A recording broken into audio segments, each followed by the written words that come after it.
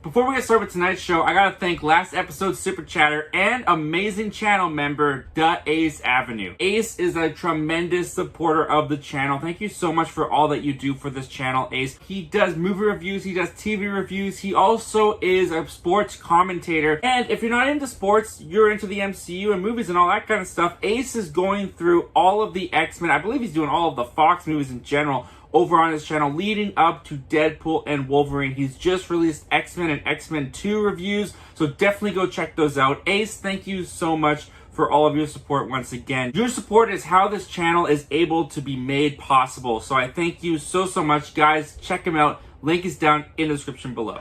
Alright guys, tonight on Zach Milne Talks Live, we've got some Shrek news to talk about. Shrek 5 is officially announced. What do I think about them doing a Shrek 5? We'll talk about all of that tonight, as well as just a live, chill Q&A, guys. It's kind of a semi-community night tonight. We're just going to take your live comments and questions, hang out, and have a great time. I'm super excited to get started. Thank you guys so much for joining. Zach Milne Talks Live starts right now.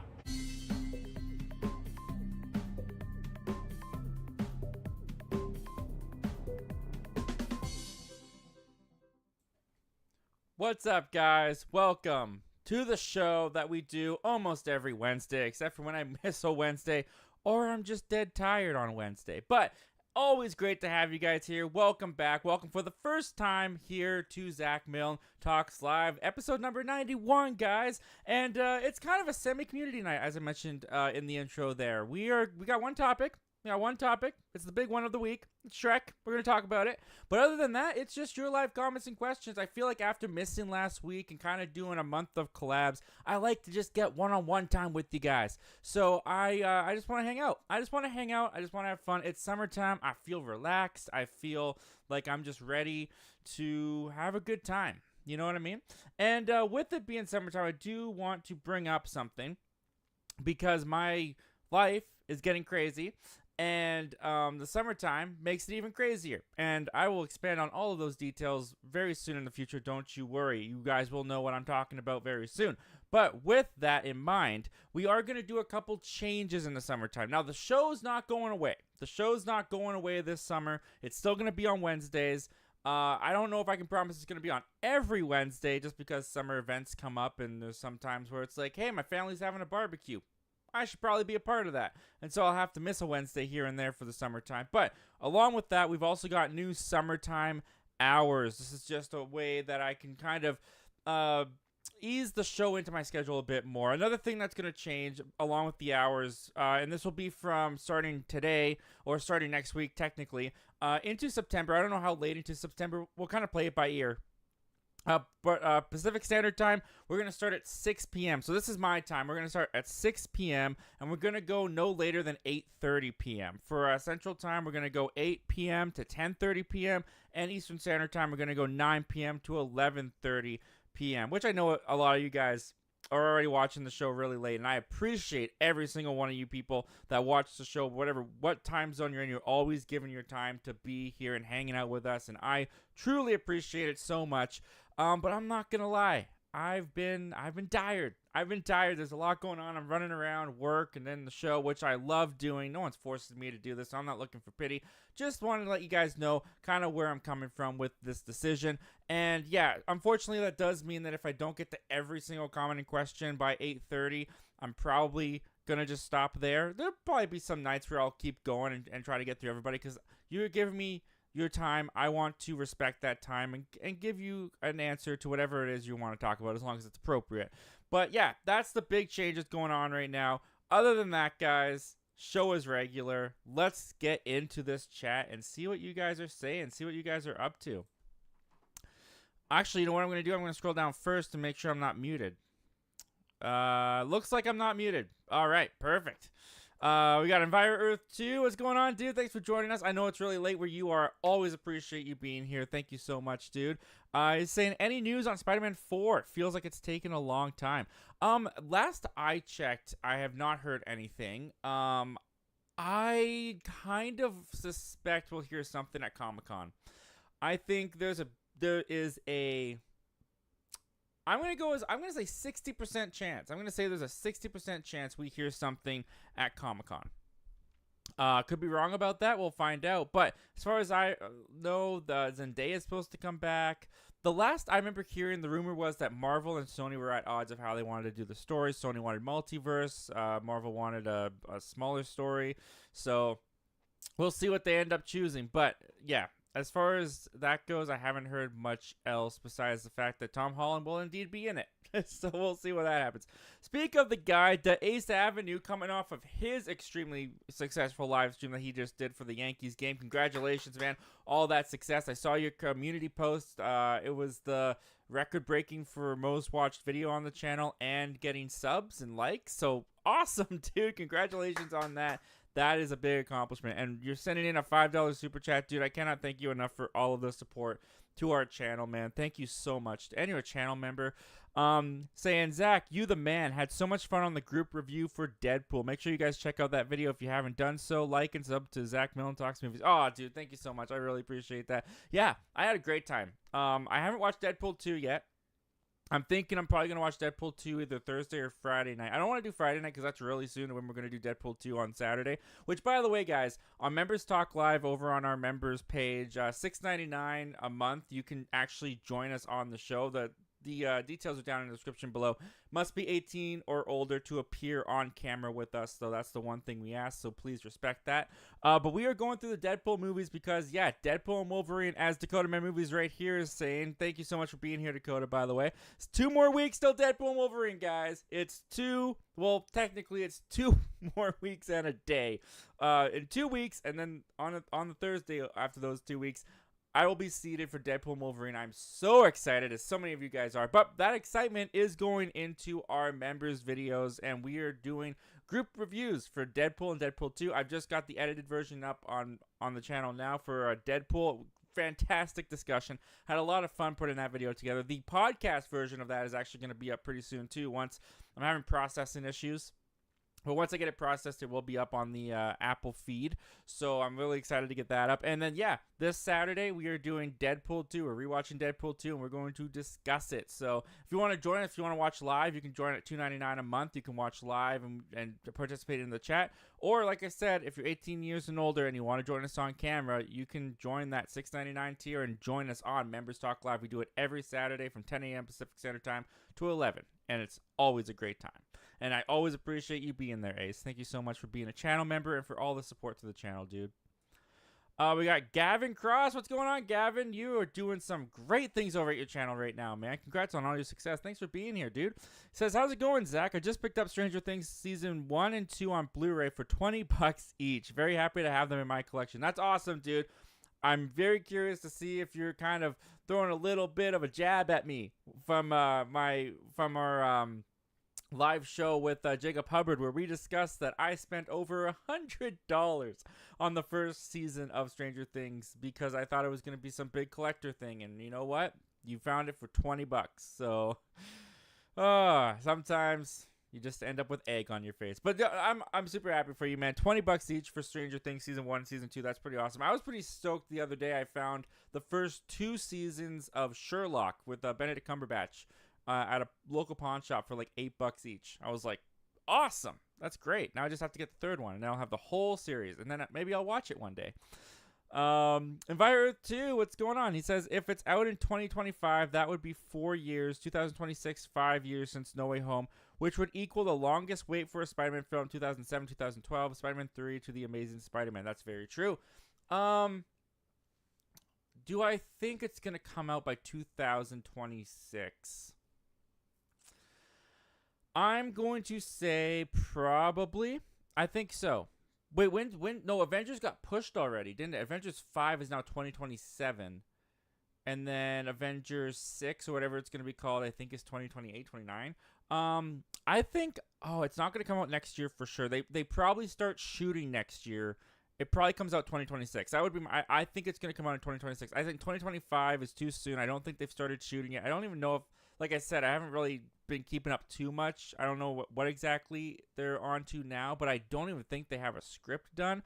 So I'm going to guess they're not going to get it out by next year. I think they'll start shooting by next year, and it will probably come out in the later half of 2026 before the next Avenger. I imagine they'll want to get Spider-Man 4 out before Avengers, Secret Wars Part 1, Kang Dynasty. It's probably not going to be Kang Dynasty anymore, let's be honest.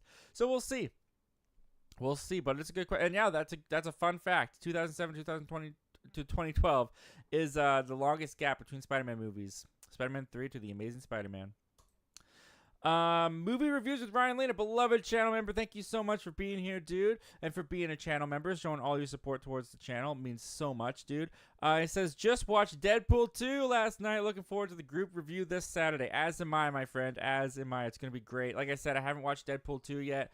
I'm probably going to watch it, like I said, on Thursday. The latest would be Friday, but I'm looking forward to going back. I have not watched Deadpool 2 probably since 2020. I would say I watched it during the pandemic. I think that was the last time I watched it. So yeah, it's been a couple of years. I'm looking forward to going back. Enviro 2, will Zach have a beard? That's the that's the question. And the Ace Avenue says, I'm going to say he has a beard. Well, there you go, guys. Congratulations. I can't believe that was even a debate, but that's really funny. What makes that even funnier is I almost shaved it off. I literally almost went completely clean shaven yesterday when I got a haircut and everything, because it is so freaking hot, which definitely is contributing to why I'm getting so tired a little bit earlier and why I want to push the show a little bit earlier for the summertime.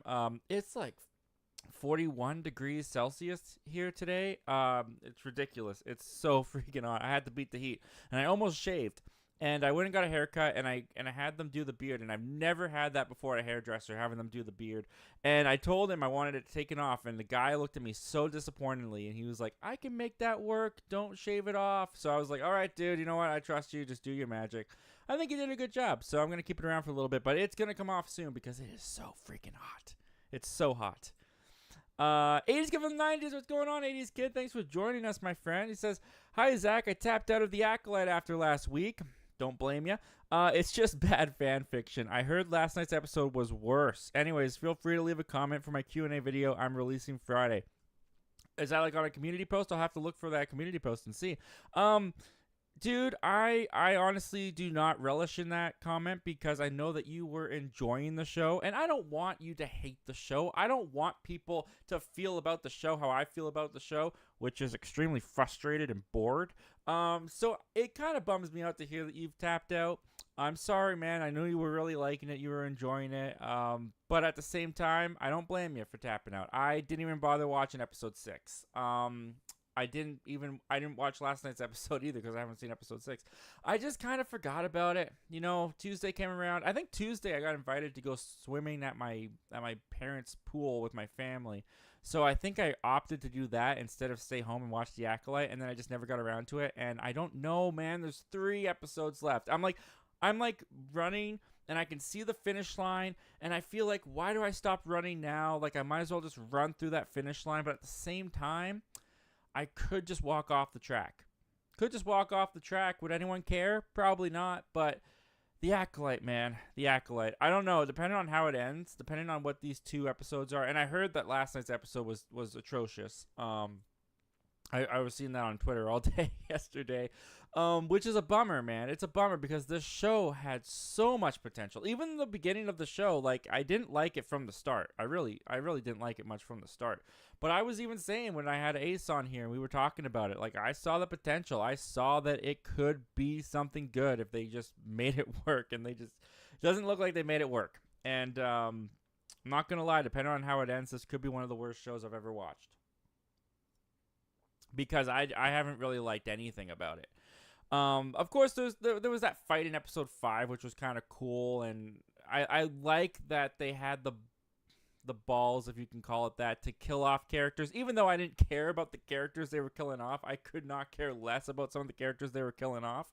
It was cool that they went there, that they did that. I just wish they had done it in a better show, because nothing about the writing has captivated me. Nothing about the characters I care about. It sounds like people, from what I was reading on Twitter, it sounds like people are starting to turn on Saul. Now, I don't know what Saul did in the latest episode, but I'm just going to say I was never really on the Saul train. I'm just going to say that. So all these people jumping off now, I was never on board.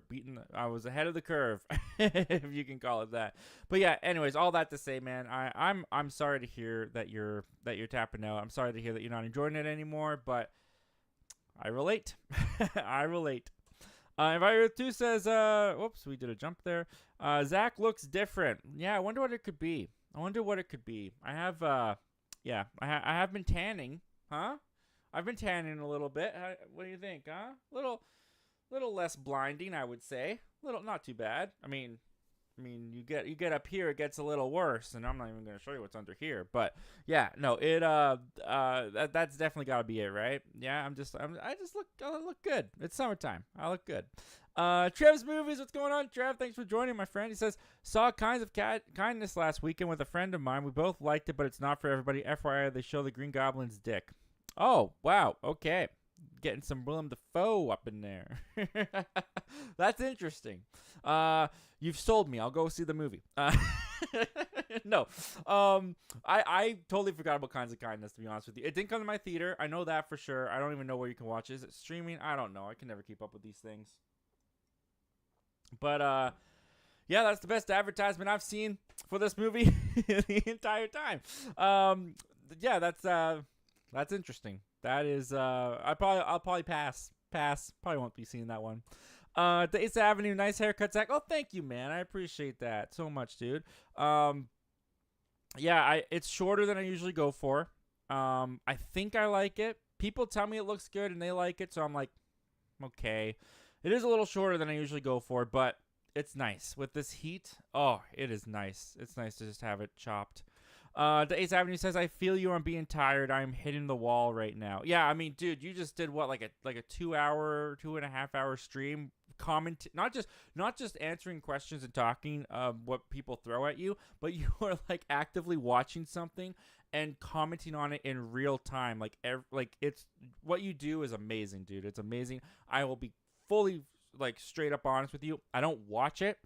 I don't watch it very much because I'm not a baseball fan. I'm not really into sports in general, and I don't really know anything about the Yankees. But occasionally I'll click on there just to see how you're doing. And sometimes you are just like rattling off details like as they come on the TV, and it's really impressive.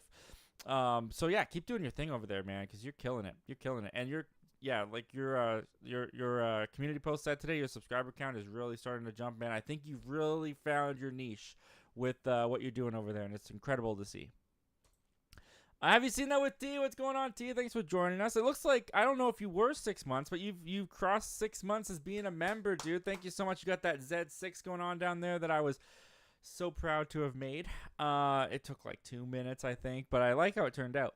It says, hey, Zach, hope you are well, my friend. I'm doing well, man. I'm doing well. Life is crazy. Life is going. Life is going. That's what it's doing. It's going. Work is crazy. Yeah, it's all crazy, but I'm doing well. YouTube is still making time for it, still able to do it. I especially like that I'm able to do it tonight because the day I had, I kind of needed it. I kind of needed this. I needed you guys. I needed to hang out, and I needed to talk about some fun, entertaining stuff. So happy to be here. Enviro2 says, if you could afford any costume, what would you dress as for Halloween? If I could afford any costume, I would probably go for a lifelike, like actual working Iron Man suit. Like, how fun would that be? That'd be. I mean, I already got my Spider-Man suit, and believe me, you don't want it to get any more skin tight than what I've got right here. So I don't think I need like one of them like Andrew Garfield, Tobey Maguire officially made suits. Because you just don't want to see that. But I feel like Iron Man suit, like walking around and like if it had like the actual like vision that he saw and everything, that'd be pretty fun. So yeah, I would love to have a like to the T lifelike made Iron Man suit. If I could have any costume, I'm sure you can buy that. It's probably very, very pricey, but I'm sure you can buy that. So that would be my answer. Dakota Man Movies is saying, it's rumored that we're getting a Captain America 4 trailer tomorrow. Are you excited? I would be very surprised if they dropped the Captain America 4 trailer tomorrow. I'm not saying it's not going to happen. I haven't really seen the official sites talking about it. I've seen it a little bit on Twitter here and there. I haven't followed the source yet, so I don't actually know where it's coming from. It just feels really early to me, and I feel like Marvel... On the one hand, it could make sense because Deadpool & Wolverine, as we've talked about many times, is coming out in like 2 weeks. So you could have Captain America play before Deadpool and Wolverine, and then you got your Marvel marketing your Marvel. At the same time, though, I feel like just focus on Deadpool and Wolverine. Just keep the focus there. I know they dropped that Agatha All Along trailer as well, but keep the focus on Deadpool. Just focus on Deadpool's the only movie this year, and then drop your Captain America 4 trailer next year, January, February. When did that come out? Like May of next year, something like that. So I feel like it's a little early. I don't know if they'll actually drop it. I've been wrong about this many times before, and I'm sure I'll be wrong again. This could be one of those times. But as far as whether or not I'm excited for a Captain America 4 trailer to drop tomorrow, I am. Yeah, I am. It's Marvel. I'm always excited to see Marvel things. I will say, though, I am a little bit... I'm more curious than excited, I think, at this point. Only because I am a little bit, just a teensy bit worried about Captain America 4. With all the behind-the-scenes stuff we're hearing, the production problems. If you want to believe what they say about screenings, about early fan screenings or test audiences, as they call them, not the greatest words coming out of there. Apparently, the test scores, if you believe that they're true or not, they weren't so good.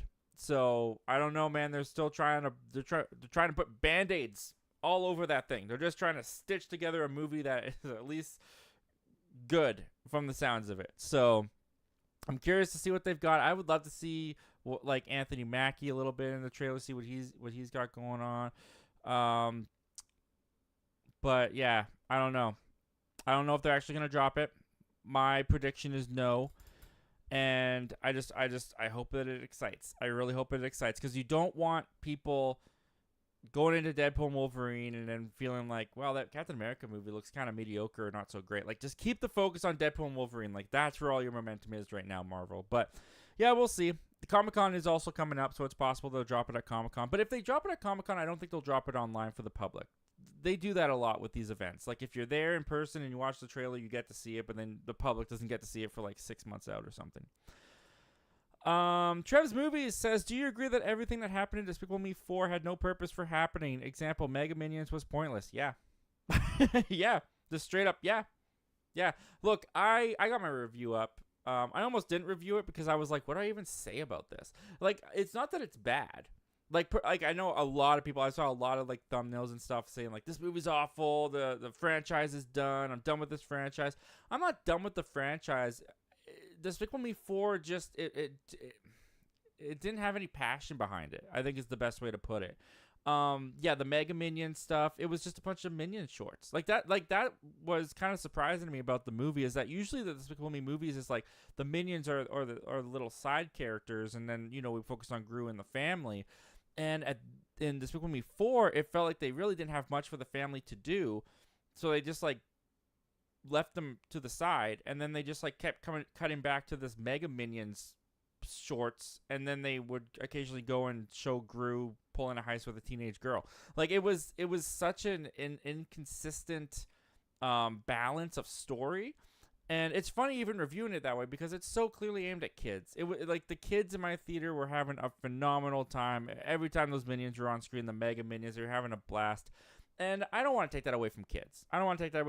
The movie, despite what I think about it, despite what many people think about it, it worked for kids. And that was its target audience. So in that way, it did succeed. Also, it succeeded at the box office. $75 million over the opening weekend. Yeah, those things just print money. I still think that Despicable Me 4 before I was saying it has the potential to be the highest grossing movie of the year and the summer, but I'm going to take that back, because I think Inside Out 2's got it. I really do. I think Inside Out 2 is just this machine that will not stop running. But I do think Despicable Me 4 comes in maybe 4th or 3rd place for the entire year. I think that thing is going to make a ton of money. But yeah, it just it wasn't for me. It wasn't for me, and that's okay.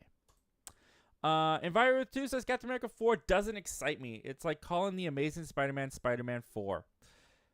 So you're not excited by the Amazing Spider-Man? That's what I'm getting from that. It's like calling The Amazing Spider-Man Spider-Man 4. I don't know why my brain's not quite picking. I think what you're saying is the Amazing Spider-Man films are not exciting to you, so it's like calling Spider-Man 4. Why am I not getting this? I don't know why I'm not getting this. I must just be more tired than I think. but I think I get what you're saying in my head. I think I do. Believe it or not. Trev's Movies says, picked up a few new 4Ks and Blu-rays this week. Boy and the Heron on 4K. Boy Kills World. Lots of boys. On 4K, Abigail Blu-ray. I gotta pick up the Abigail Blu-ray, man. I gotta pick that up. I love that movie. Mean Girls 2004 on 4K, etc. That's awesome, dude. That's some great pickups. Oh, correction. Boy and the Heron 4K Steelbook. Oh, look at that. All right, man. The Steelbook. That's awesome. Yeah, that's awesome, dude. Great pickups. I've only picked up, yeah, like I said, what did I say? Sherlock. The first 2 seasons of Sherlock at a pawn shop that I found for like $8 each. That's the only thing I've picked up in recent memory. But that's awesome, dude. Good pickups. Abigail, I gotta get on that. I gotta get Abigail. Gavin says, my channel is doing great, and I appreciate the congrats, and that might have been a slight jab. yeah, I kind of figured. I deserve it, man. I deserve it, man. I spent money like a freaking fool when I was single and young. So that was a bad look on my part. Nathan's Red Movie says, for Deadpool 3, I am currently rewatching through all the MCU and X-Men films, and I am almost done. Well, thank you for joining us, Nathan. Thanks for being here, dude. Always great to see you in here. And yeah, for Deadpool 3, I'm just going through the Deadpool movies. I'm probably going to also watch Logan along with Deadpool 1 and Deadpool 2. But yeah, all the MCU movies and all the X-Men movies, I mean, hey, if you've got the time on your hands, more power to you. I would have, if this was coming out 5 years ago, I would have been the exact same way. I would have watched all of those probably twice. But my time is very different now, so I cannot squeeze in, what is it, 35 movies from the MCU, and then like, how many X-Men films are there? Like 10, 15? There's probably like 15. You're probably looking at over 50 movies to watch in 2 weeks. I can't do that. I cannot do that. But I'm it's awesome that you can, dude. Congrats. I'm happy for you. Dakota Man Movies says, I bought Stranger Things Season 1 on Blu-ray for $13. Oh my goodness, you guys are killing me. I spent over $100 on that thing. Whatever. At least I own it. that's the bright side. At least I own it. But that's awesome, man. $13. Great deal. Movie reviews. Ron Lane says, have you seen the trailer for Gladiator 2? The cast looks stacked and the visuals are amazing. Yeah, that's a really great question, because I've been talking some talk about Gladiator 2. I mean, I had my buddy Zach Attack on, and we talked about how the budget inflated to over $300 million, I believe, was the inflation of the budget. So yeah, I did check out, I'm just going to go full screen on this. I did in fact check out the trailer for Gladiator 2. And to give my quick thoughts on it, I will say the $300 million budget was on screen. I saw it. It looks great. Like visually, the movie looks great. I was actually kind of blown away by just like the size, scope, and scale of the whole thing with like the Colosseum shot and all that. I thought that looked amazing. My problem is not with how the movie's going to look. My problem is Ridley Scott. Because, honestly, Ridley Scott, I will be honest, it's recency bias as well. Because I really liked The Last Duel. So it's not like I haven't liked a Ridley Scott movie in, like, I guess The Last Duel was kind of years ago. But it's not like I've consistently not liked Ridley Scott movies. I liked The Last Duel. But recently, recency bias, I didn't like Napoleon. I just didn't. And Napoleon, going back to the trailers, Napoleon had a really good trailer. At least I thought. I thought the size, scope, and everything looked great in Napoleon. I thought the visuals, the cinematography, all looked great in Napoleon. And that is exactly translating to Gladiator 2 as well. I think Gladiator 2 is looking phenomenal. The $300 million budget is totally on screen there. I really liked the shots of Pedro Pascal that we saw in there, the conflict. The whole idea of this being Maximus' son, I will admit I'm not like super invested yet. That's gonna be the movie's job, is to get me invested. But like the flashback shots of the first film and connecting it to the first film was kind of cool. I'm really glad they didn't decide to go with that storyline of the gods sending Maximus back down because Maximus' job wasn't finished or whatever the crap the early drafts of this movie was. It looks like they've gone for a way more familiar yet smarter choice of just having the son try to exact revenge. But my big question about this movie, while I was even watching the trailer and like, this looks epic, this looks cool, I will admit the trailer, it kind of made me go, all right, Gladiator 2, if we're just going to do like another story in the Gladiator world with the sun, but still kind of make it its own thing, I'm on board. Trailer won me over. I am on board for Gladiator 2. I still think the movie's an instant flop. I still don't see how a studio is happy about this. $300 million. I'm not saying it's not going to make any money, but it's not going to. I don't see Gladiator 2 making like 700 mil, 600 million. Napoleon didn't blow the box office away. And it's just been so long since the first Gladiator. Audiences have changed. Now, there is also that thing of like, we haven't had a Gladiator movie in a while. This kind of swords and sandals movie, we haven't had that for some time. So maybe the audiences will support that.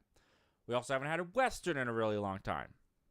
Horizon did not get supported. In fact, did you guys see? I was going to put this as a topic, but I decided not to. But did you guys see that Horizon Part 2 has been pulled from its release date? They're no longer putting Part 2 out in August. I don't think they have a new release date from what I was reading. I could be wrong about that. I didn't see Horizon, so I don't want to comment on that too much because I don't know. The movie could be great. The movie could be bad. I don't know. But what I do know is that Westerns, I don't think they sell right now, especially with the younger audience, and I think the more teenager audiences of today that mostly go to the theater, I don't think that they are into another Gladiator either. But I could be wrong. I do think this movie is going to make some money. I just think the budget is way too high for this movie to succeed in the way that it needs to. But as far as the trailer goes, I was on board. I enjoyed it. I thought it was cool. And I'm actually looking forward to seeing it, which I wasn't saying before. So there you go. Thanks for the question, Ryan. That was great. Could you guys tell that I'm planning on clipping that out? Yeah. I hit it so well. Trev's Movies says, I passed 700 subscribers last week, and I just got 10 new subs in the last 24 hours. Thanks, Despicable Me 4. I guess. Well, dude, 700 subscribers. That's amazing. Congratulations on the success over there, Trev. And, yeah, man. I mean, even when a movie's bad, if it gets you subscribers, it was worth it, right? It was worth it, all right. No, that's awesome, man. Nathan Dread Movies says, thoughts on the Agatha, Gladiator 2, and Cobra Kai Season 6 trailers. We just talked about Gladiator 2. I will say, I haven't seen Cobra Kai Season 6 trailer yet. I think I'm just going to watch the show, to be honest with you. I don't even think I'm going to bother watching the trailer because at this point, the trailer's been out for some time now. I'm just going to watch the show. I already know I like it. I know that it's ending, so I'm going to watch it. So I don't think I'm going to watch the Season 6 trailer. The Agatha trailer, though, I watched that. I did watch the Agatha trailer. And you know what? Let's just go. Here's what I'll say about the Agatha trailer. Here's what I'll say about it. Not at all what I was expecting. Like, at all. Like, I kind of wish I had done a trailer reaction to the Agatha trailer because it would have just been me going for like 2 minutes straight. I think Catherine Hahn looks good in the role. I don't even mean this as like an insult to it because I thought it was very creative. It was very different than I thought it was going to be. My two thoughts that kind of coincide together when I was watching the trailer was, number one, this feels like the furthest thing away from a Marvel Cinematic Universe thing. Like nothing about this trailer felt Marvel to me, which is kind of good. It was kind of refreshing. It was kind of unique. It was different. There was some haunted house stuff going on. There was some exorcisms going on. It's coming out during Halloween. As soon as it said that it was coming out in Halloween time, I was like, okay, this is probably going to go pretty supernatural and trippy, and it did. But it did go beyond what I thought it was going to be. But I thought some of the transitional scenes looked really cool. The callbacks to WandaVision were a lot of fun. I'm not quite sure the story is catching me, if that makes sense. This whole idea of Agatha going and what looks like she's collecting other witches. It was kind of unclear to me in the trailer. I only watched it once, but I thought it was very interesting to go that way, and I thought the whole trailer felt nothing like Marvel. What the trailer did feel like to me was kind of a generic, like, Disney haunted house kind of movie. Like, it reminded me of the haunted house kind of movie that came out. I think it was last year.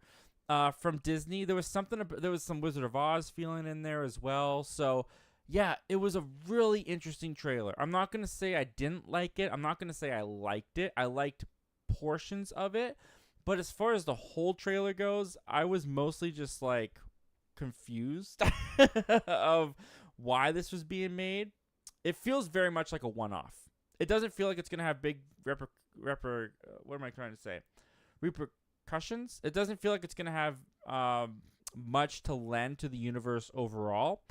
But as far as a little Halloween, thrill ride, I'll probably check it out. But I don't know if I'm excited for it.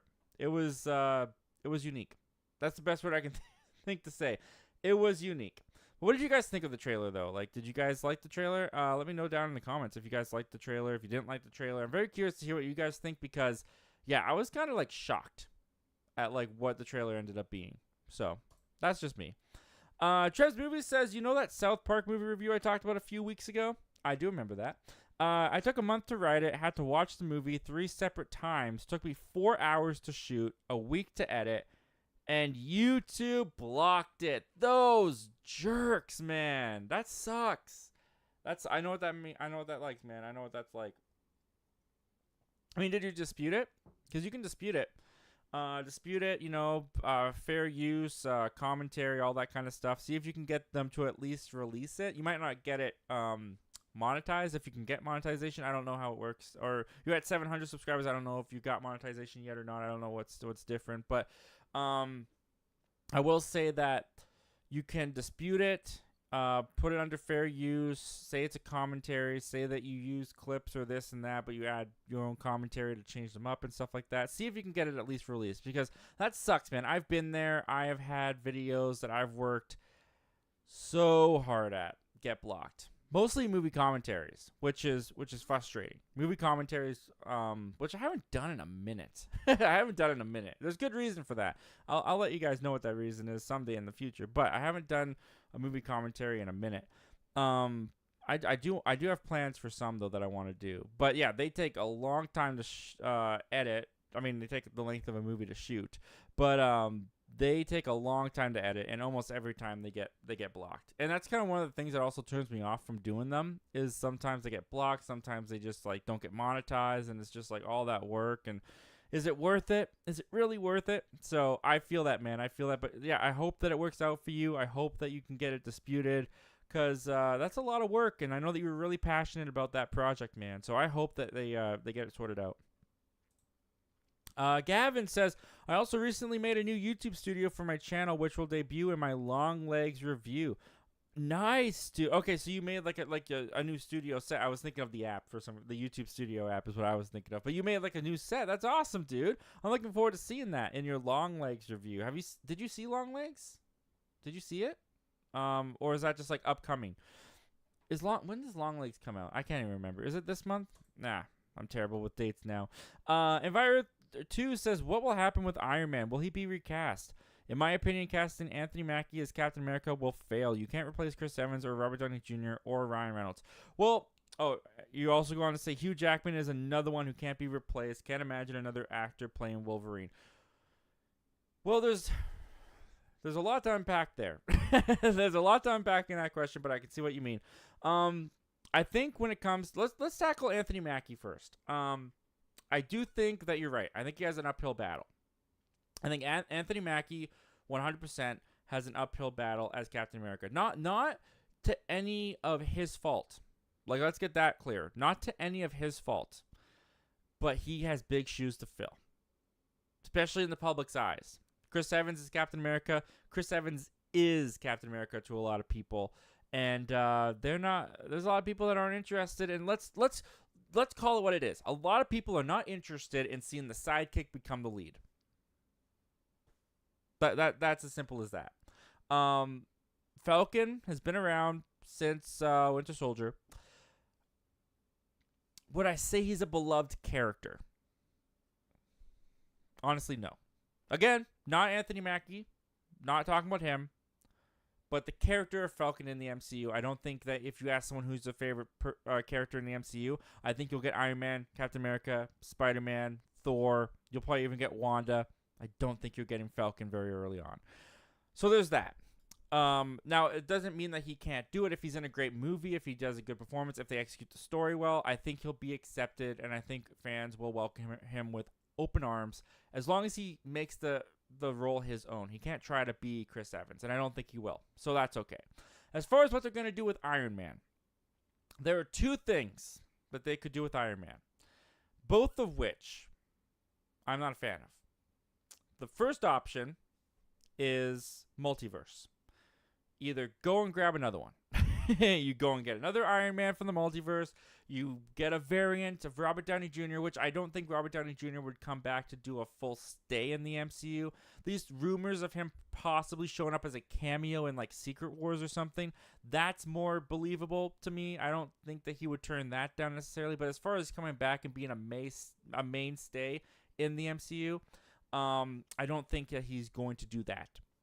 So you have that option. You could go into the multiverse. You can grab someone else. You could say it's Iron Man, and now you've got Iron Man back. Now, to me, that's cheap and lazy. I don't want that. I don't want multiverse characters to make deaths feel insignificant. Now, if they executed it well, if it was played by a different actor and it was multiversal, that could work for me.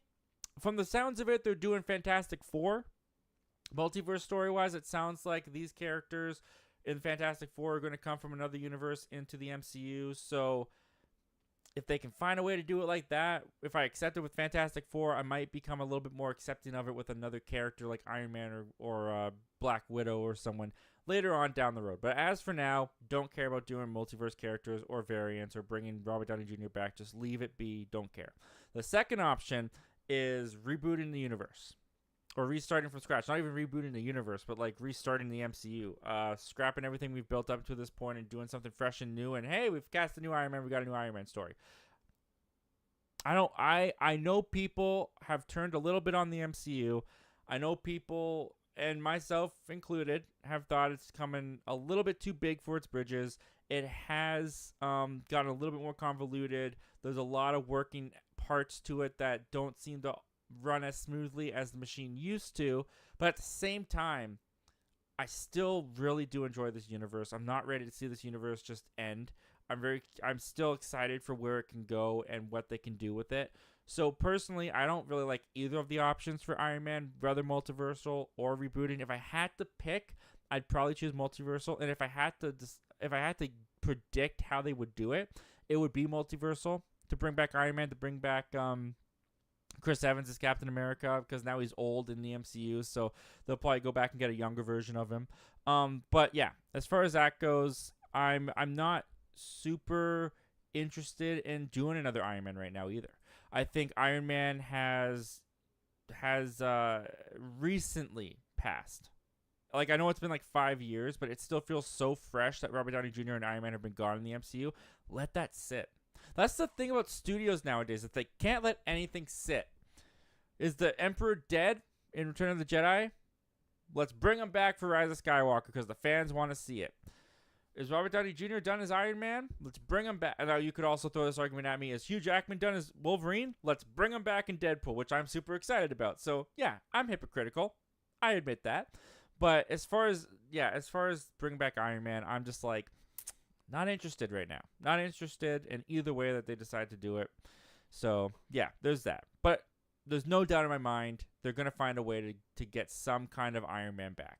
Because it sells. Iron Man sells, and it's an IP you don't just let sit on the shelf. You know, there's money to be made in Iron Man. And if there's money to be made, Disney will find that money. Even if it means, just dishonoring the character and the fans. Star Wars, anybody?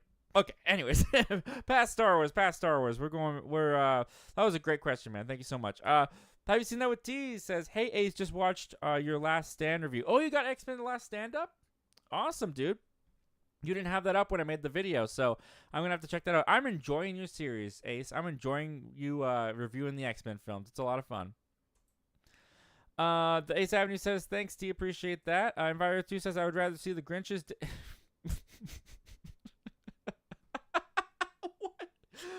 What? Where did that even come from?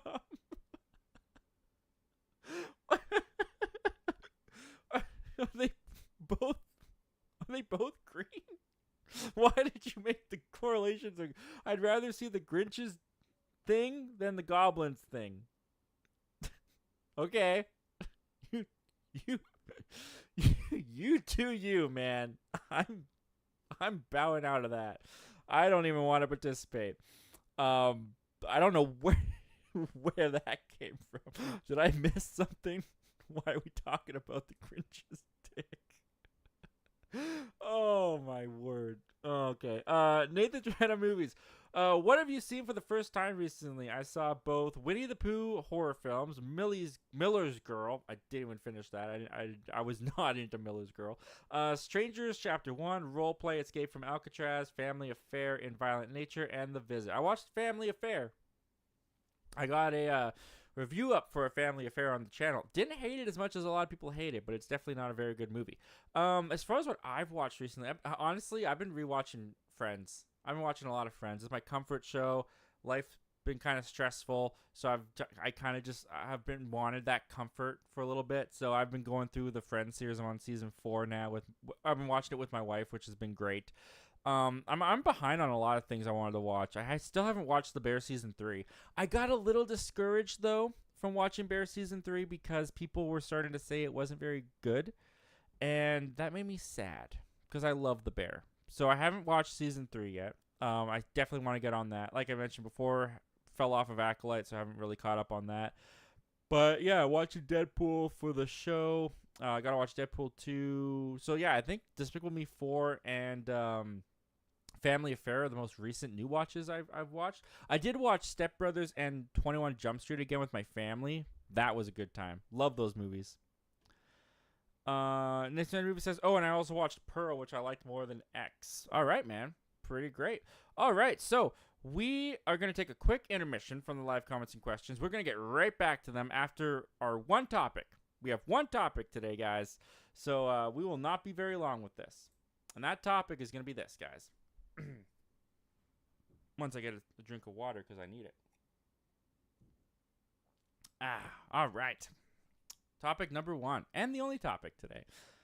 So the biggest surprise movie, I think, of, was it last year or 2022? I'm going to say 2022. The biggest surprise of 2022 for me was no doubt Puss in Boots: The Last Wish. Now, it's not that I didn't like the Puss in Boots movies up until that point. The first one was fine, but I did not think that sequel looked very good. When I saw the trailers, I'll admit it, I thought it looked like a bad Netflix kids TV show. When I first saw the trailers for Puss in Boots: Last Wish, I thought it looked awful.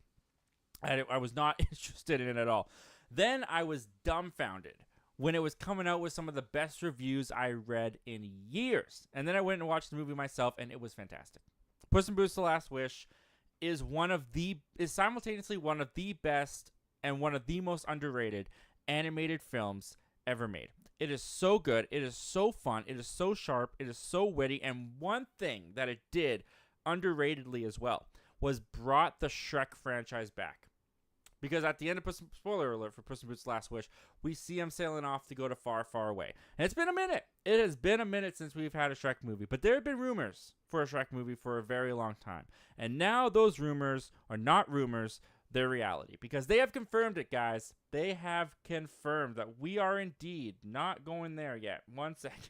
We are indeed getting Shrek 5. We are getting Shrek 5 set for July 2026 with Mike Myers, Eddie Murphy, and Cameron Diaz returning. Here's what they had to say over at Variety.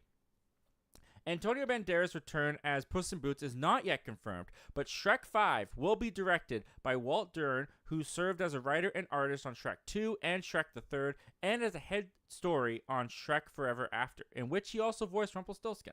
Shrek 5 will be produced by franchise returner Gina Shea and Illumination founder Chris Meledandri, Brad Abbott. That's why we edit.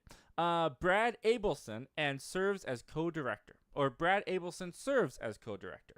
And beyond just this confirmation that we are indeed getting Shrek 5, which has been long anticipated and long rumored, now it's actually happening, coming out July 2026. Eddie Murphy was actually talking about this a couple weeks back, promoting Beverly Hills Cop Axel F. And what he had to say also revealed an additional movie being made. This is what he had to say over at Collider. This was a couple weeks back. In his response, this is Eddie Murphy talking about Shrek 5. In his response, Eddie Murphy revealed that we started doing Shrek 5 months ago.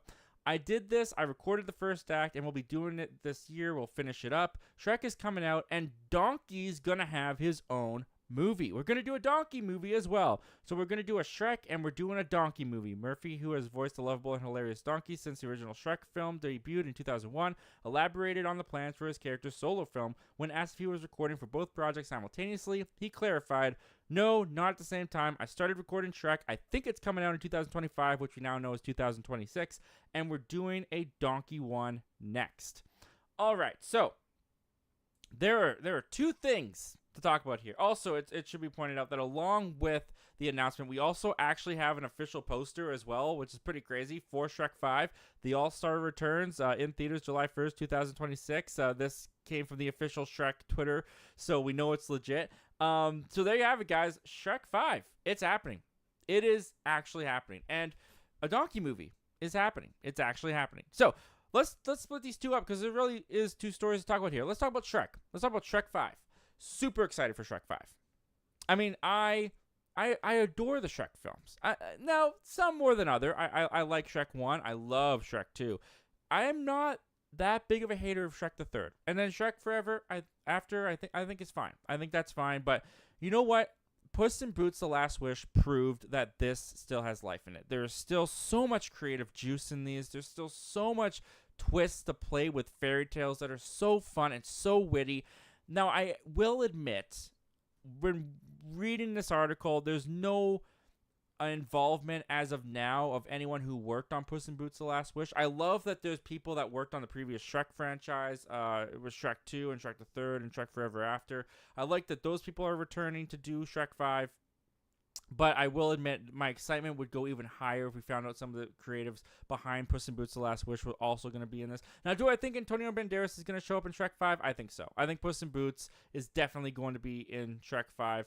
And honestly, I think that this movie is ripe to do another movie. Because not only have you had a whole generation also now grow up with the Shrek films, but my generation is kind of Shrek crazy. Weirdly, in some ways, Shrek has stayed in the pulp culture zeitgeist like some animated movies only wish they could. Like, Shrek is so beloved. It's crazy how beloved Shrek is to some people nostalgically and just sometimes ironically as a joke. But even with that, even with the memes that have kept it alive and just the pure fandom that's kept it alive, I think Shrek 5 is going to make bank. I think Shrek 5 is going to make so much money. And the fact that you got Eddie Murphy and Mike Myers and Cameron Diaz coming back for it too. You got the original voice actors coming back. I think that's going to bring the nostalgia. I think that's going to bring the chemistry and all that stuff with the previous creators coming back. Shrek 5 is a go for me. I'm super excited about Shrek 5. Donkey? A donkey movie? What are they smoking over there? Look, I don't hate the donkey character. Like, don't get me wrong. I don't hate the donkey character. And I'm sure this has a lot to do with the success that they saw with Puss in Boots and The Last Wish, for sure. I mean, that was a side character from Shrek, got his own movie. It did really well. But Puss in Boots is a character that I can tolerate on his own. Donkey on his own? I think this movie's gonna be annoying. I think this movie's gonna be annoying. I'm sorry. The donkey movie does not make any sense in my mind. I don't know why they're thinking of doing a donkey movie, besides the fact that they think, hey, it's connected to Shrek and Puss in Boots, maybe it could make some money. Now, Eddie Murphy is funny. So he could make a donkey movie work. But I think what works with Donkey is his interactions with Shrek. The way that Shrek and Donkey play off of each other, that's what makes the Donkey character work, is as the side character that kind of annoys Shrek and is also endearing, and that's kind of where the comedy comes in with this duo. Taking Donkey and putting him on his own, I don't see it. I don't see it working. I don't see it. I think kids will love it. I think kids will love it. Maybe it'll be awesome. Eddie Murphy has done great things in the past. He's still really funny, so maybe he can bring something to this Donkey movie. I will tell you, though, I don't think Donkey will be as successful as Shrek 5. I really don't think a Donkey movie is going to be as successful as Shrek 5. But there you have it, guys. Dreams have come true. The clouds have parted. Shrek is back. Shrek has returned. Are you excited for Shrek 5? Are you excited for the Donkey movie? I want to hear all your guys' thoughts and opinions on all of this. So comment down below. Let me know all your thoughts and opinions about Shrek 5, Donkey, all that madness. Should they do a third Puss in Boots movie as well? I think they should. And with that out of the way, guys, no more interruptions. It's just your live comments and questions from now on. So let's see what you guys are saying once again in the chat. We've got Enviro Earth 2 saying, any news on Sonic 3? Has it finished filming? Jim Carrey is a legend. Oh, yeah, it's finished filming. Sonic 3 is done. Sonic 3 is coming out in December. Actually, you know what? Maybe it's only the live action stuff they finished shooting. No. I think I saw that it wrapped. Recently. So if it hasn't wrapped now, it's going to wrap very soon. I think all the live action stuff with the actors is done for sure. They're probably still working on the visual effects for the Sonic and his characters. Jim Carrey is a legend. I agree with you on that. And he is back. But I think that it's done. But I could be wrong about that. We'll have to wait and see. You know what? Maybe we should just look it up. I don't know why I'm not doing that. Maybe we should just look it up. We should Google Sonic 3. Done filming? Question mark. Sonic 3. Done filming? Question mark. Let's see here. Bring this up for you guys to see as well on our very special. Where did it go? Is it this one? Yeah, it's this one. Perfect. All right. Well, that is not the size it's supposed to be at all. Can you tell that I should have prepared this a little bit earlier? Yeah, I probably should have. But I didn't. You know why? Because I'm a rebel and I'm lazy. So let's see. Google says if you're wondering how it's all going ahead of the 20th December 2024 release, and an update on social media, the director has announced filming has officially wrapped. Yep, there you go. I remember seeing that on Twitter. Yep, filming has officially wrapped on Sonic. So there you go. There's your update. That's what's going on with Sonic. Enviro 2 says, is it possible that Venom 3 could be better than Cap 4? Look, in the possibilities of is it possible? Yeah, it's possible. It's possible that Venom 3 is better than Cap 4. It's possible that Venom 3 is better than Avengers Endgame. It's possible that Avengers 3... Nope.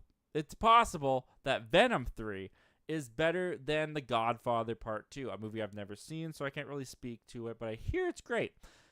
It's all possible. Do I think it will be is another question. And I'm going to have to go with no. No, I don't think so. I don't think it's gonna be better than Cap 4.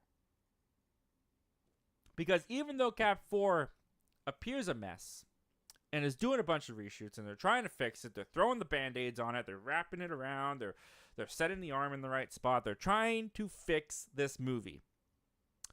Even with all the damage done to this movie's body, I think it's going to heal better than Venom 3 and the Sonyverse ever could. I really do. Now, I won't be necessarily shocked if Venom 3 turns out better than Cap 4, because like I said, lots of issues in Cap 4. But the MCU has hardly ever let me down. Maybe Eternals. But the MCU has hardly ever let me down. Whereas the Sonyverse has yet to have... Let me up. What do you say? The Sonyverse has yet to thrill me, I guess. The Sonyverse has yet to thrill me. The Sonyverse has yet to make me a fan of their movies. Do I think Venom 3 will be the one that does it? I think it could. But I don't know. I don't know. I don't see it happening. But hey, if it does, win-win. If it sucks, we get to have fun ranting about it on the channel. If it's awesome, we just saw an awesome movie. So win-win.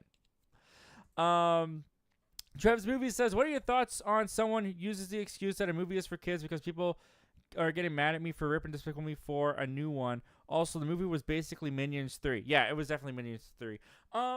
Honestly, I don't know that it's an excuse for movies to be made for kids.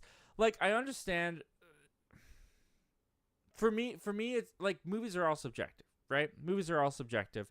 And I think that kids' entertainment shouldn't work for adults as much as kids. Now, you guys are probably yelling at me, what about Pixar? Are you saying I shouldn't like Pixar because I'm an adult? No, I'm not saying that. I'm not saying that there's not just. I'm not saying that there's only kids movies and there's only adult movies and there's no in between. No, of course I'm not saying that. There's kids and family movies. There are animated movies that are kid friendly but are not necessarily for kids. They're for the adults, and a lot of the themes and mature subject matter, that makes it sound like it's an R-rated movie. But you know what I mean. The relatable factors of the movie tend to lean more to adults, but kids can enjoy it because it's fun, wacky characters. That's how I kind of view Pixar more so than anything. But just because a kid's movie is that exactly, a kid's movie, doesn't mean that it's an excuse to be like, yeah, that was made for kids. It was clearly made for kids. Like the humor, everything about, just watch kids. Just watch how kids react to Despicable Me 4. Now, I'm not saying that adults can't like Despicable Me 4. Don't get me wrong. I'm not saying if you like Despicable Me 4, then you're an idiot or something. I'm not saying that. I'm not saying that at all. It's all subjective. Of course, it can work. But when you look at what Despicable Me 4 was, it's very simple. It's very easy to understand.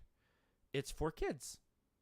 They made that movie with the intention of entertaining kids. Adults can still be entertained, but the primary audience was kids. And I think they succeeded in that way, because the kids in my auditorium, at least, were loving this movie. I think the excuse that it's made for kids is more so used on Star Wars than anything. Oh, the Acolyte sucks. Well, it's made for kids. I think you have to look at the subject matter when it's saying it's made for kids. Like, for example, Infinity War. I don't think Infinity War is made for kids. I think it's made for families and teens and kids and adults of all ages, because it's just fun, I guess. I don't know. It's just fun. That's my in-depth review of Avengers Infinity War. It's just fun. No, it's got multiple layers to it.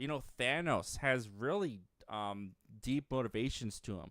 And characters die and get dusted and vanish from the kids. I will never forget watching Infinity War when the characters start dusting off and dying. My theater was full of crying kids. It was glorious. It was so good. We cried together. Adults, teenagers, kids, all as one. We cried together. It was amazing. But yeah, no, but like Star Wars, oh, it's made for kids. Well, The Acolyte, I wouldn't say has kid material in it. People getting stabbed and murdered and skinny dipping in the pool. I don't really think. Now I could be wrong, but personally for me, I don't think that that's subject matter for kids. I don't think so. So yeah, that's what I think. I think that there are times when a movie is legit made for kids, and it's not an excuse. And then there's times where people, they're wrong. They're just wrong. For me, it's all about subject matter. That's what I would say. For me, it's all about subject matter. Does it align with kids? Should kids be watching it? That's when you know it's made for kids. So, anyways, that's what I would say. Nathan Jenner Movies says, how would you rank the Quiet Place films? Yeah, okay, so I'm going to put Day 1 last. I liked it. You can check out the review. I liked it. But I had a lot more issues with it than the other two.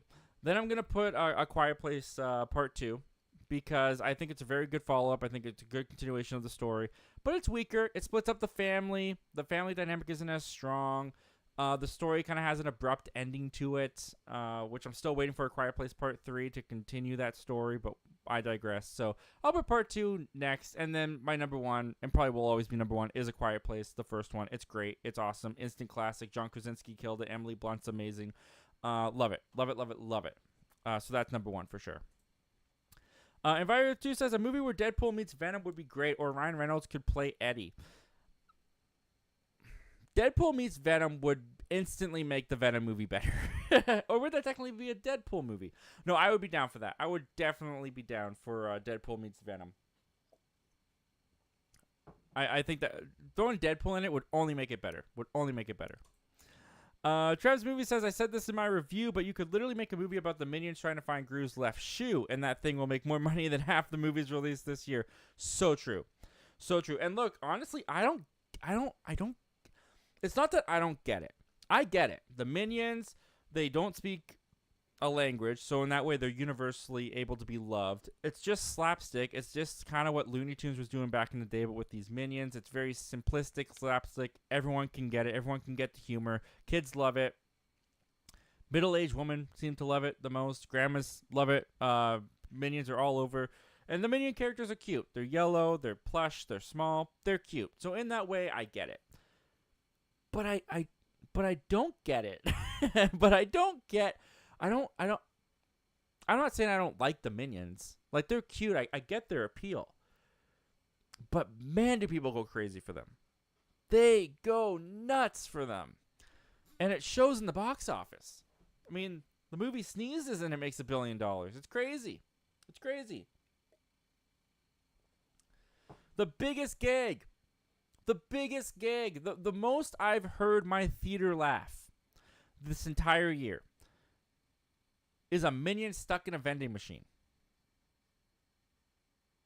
Now, to me, that's not the best comedy of the year. That's not the best humorous scene I've seen all year.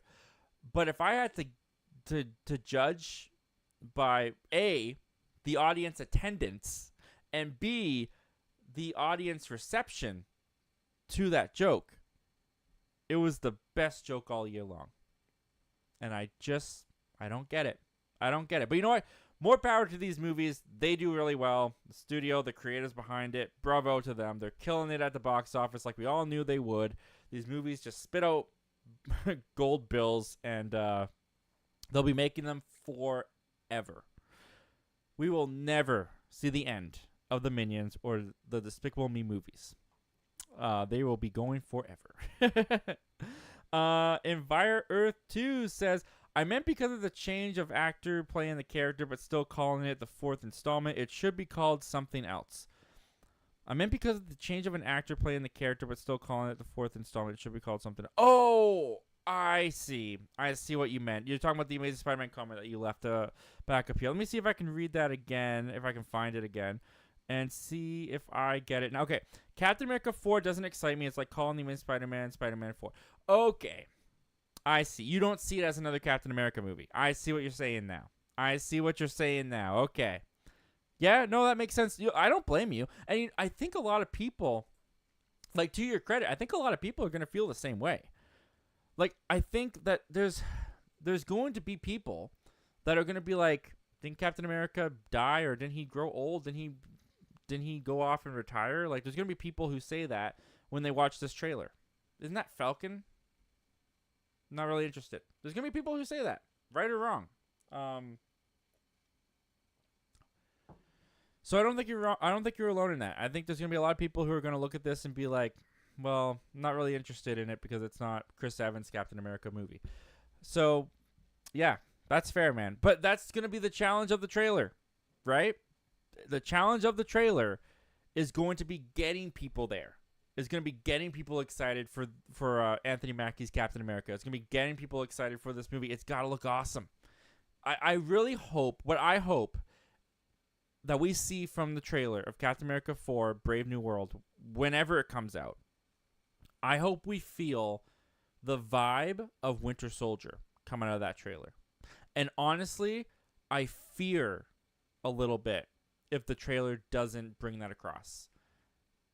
I think they need it. I think they don't just need it for this movie in particular to kind of make it feel part of the Captain America family. The MCU kind of needs another Winter Soldier. It needs another Winter Soldier type feeling movie. I kind of thought that was going to be Black Widow. It did not end up being Black Widow. This movie, I hope, brings that kind of feeling to it. Michael11591, what's going on, Michael11591? Thanks for being here, my friend. Caught you on Luke Ponto's channel the other day for the last little bit of the show. Great discussion over there, guys. Had a lot of fun being part of the chat. It says, hey, Zach, what's going on, dude? It says, I don't care for Shrek 5. No one talks about Shrek anymore.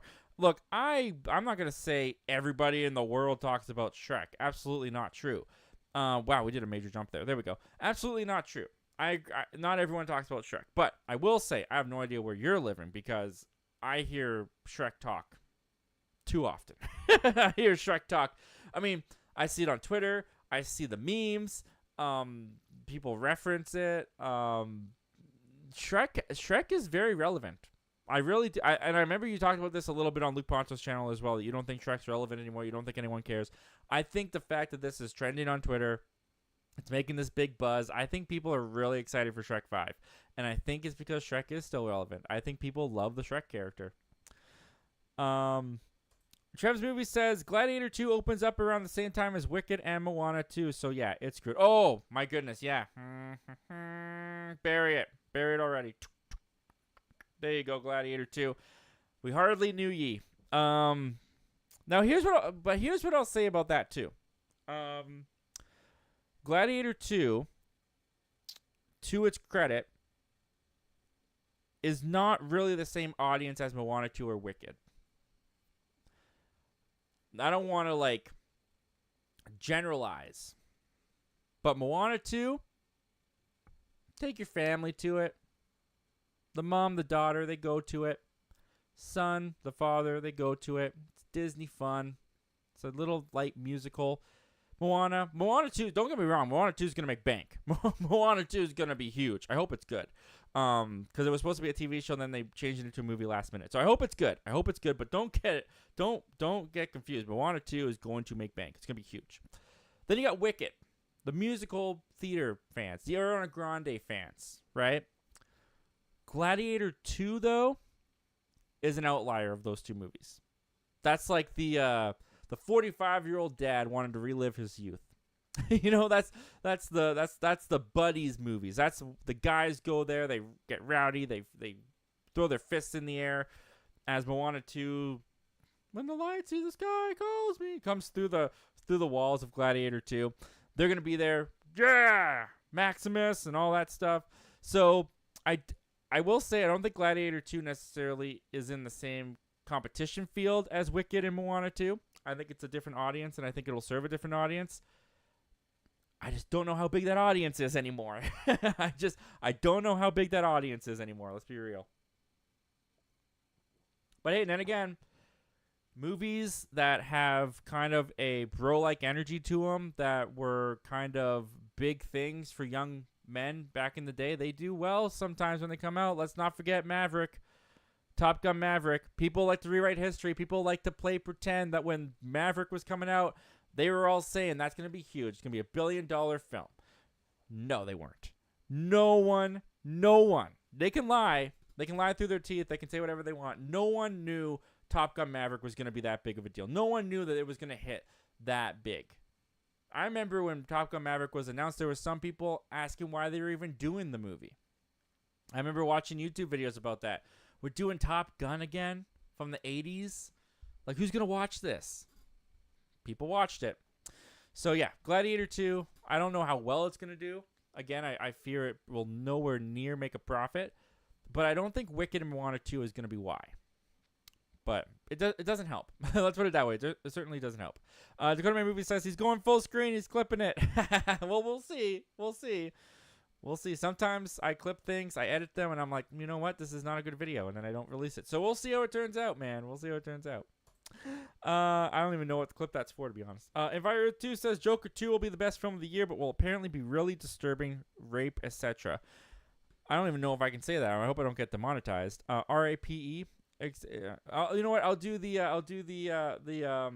what's his? No, now I forget his name. Not James Franco. What is James Franco's brother's name? Danny Franco? It's definitely not Danny Franco. Dave Franco. I'm going to do the Dave Franco 21 Jump Street. It rhymes with grape. It's going to be really disturbing. It rhymes with grape. I have not heard that from Joker 2.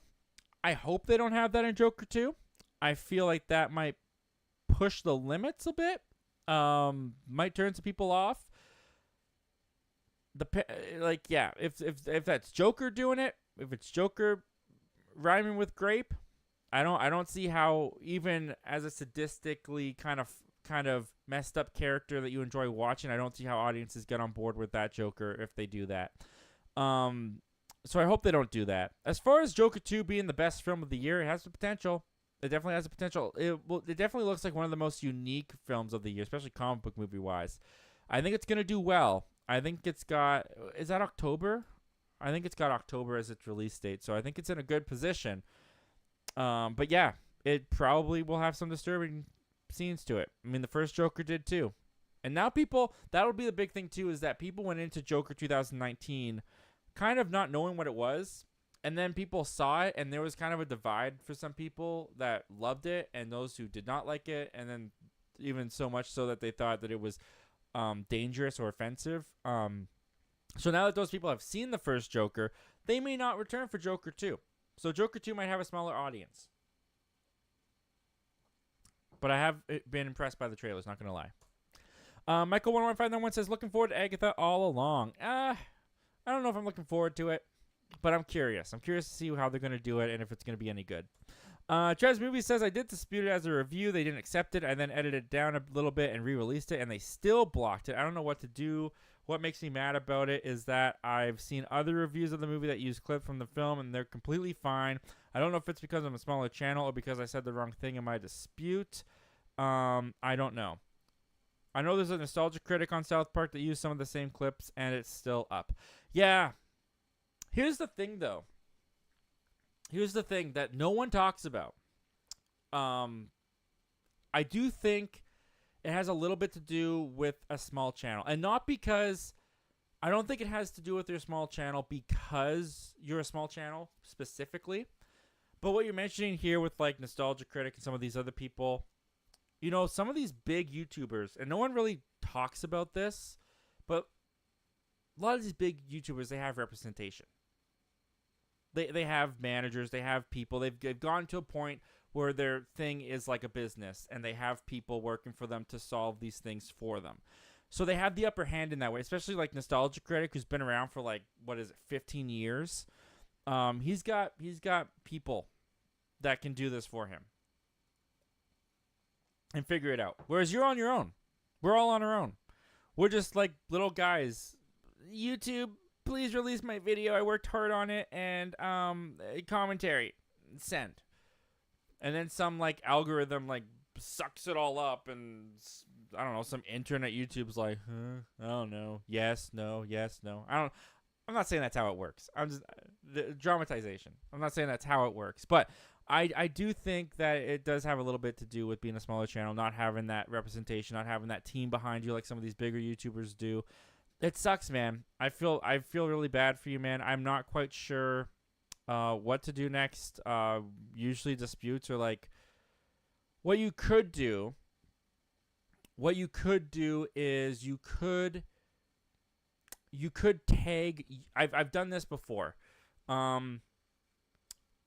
On Twitter, what was the video? Oh, my Jackass reaction. So when I did a Jackass reaction video, when Jackass 4, 6, whatever the heck that movie was, when that was coming out, I was trying to catch the trend, trying to ride the wave, and I did a Jackass reaction. It did really well, but YouTube blocked it. YouTube blocked it, and I couldn't get it up. Like YouTube would just like refuse to put it up. And so what I did after the dispute didn't work was I tagged YouTube and I think YouTube creators on Twitter, and I tagged them with a link to the video, and I said, this got unwrongfully blocked, I believe. The clips that I used were used, like I pulled these clips from a YouTube video that's up to watch on YouTube. Because the reason why it got blocked is because they said that it was promoting violence, and that was against YouTube guidelines. Is the video was promoting me reacting to Jackass stunts from a Jackass stunt video that I pulled from YouTube itself that someone just had up there on their channel all the way through. I was reacting to it. It was promoting violence, so they blocked it worldwide. So I tagged them on Twitter and I said, hey, I got this clip from a YouTube video that's up on your site. I feel I've been wrongfully blocked, and can you please review? And I got their attention on Twitter, and then that got it unblocked. Now it is an 18 and up video. It does have that kind of warning where it's like this may not be appropriate for younger viewers coming up, but it's up. You can watch it. It's on the channel. Jackass reaction. If you haven't checked it out, you can check it out. It's like 2 years old. Kind of a fun video though. I really enjoyed putting it together. But yeah, the Jackass video, it eventually got up. So that is something you could try. You could try taking the video to Twitter, tagging YouTube creators and saying, like, I feel this is wrongfully blocked. Here's why. Can you please review? And it might work. It might work. So that's the only other thing I can think of that you could try. I hope it works out, man. I hope it does. Gavin says, Longlegs releases in cinemas on Friday. I'm seeing it and posting my review tomorrow night. Am I going to go see that? Can I do that to myself? I am so curious about Longlegs. Because the first reactions for Longlegs have been insanely, like... Let me see if I can find some. Longlegs first reactions. Longlegs first... what am I trying to write here? First reactions. First reactions. Let's see here. First reactions for Longlegs are total raves. Yeah, okay, here we go. Stupid ads. Get off my screen. I don't want you. Ah!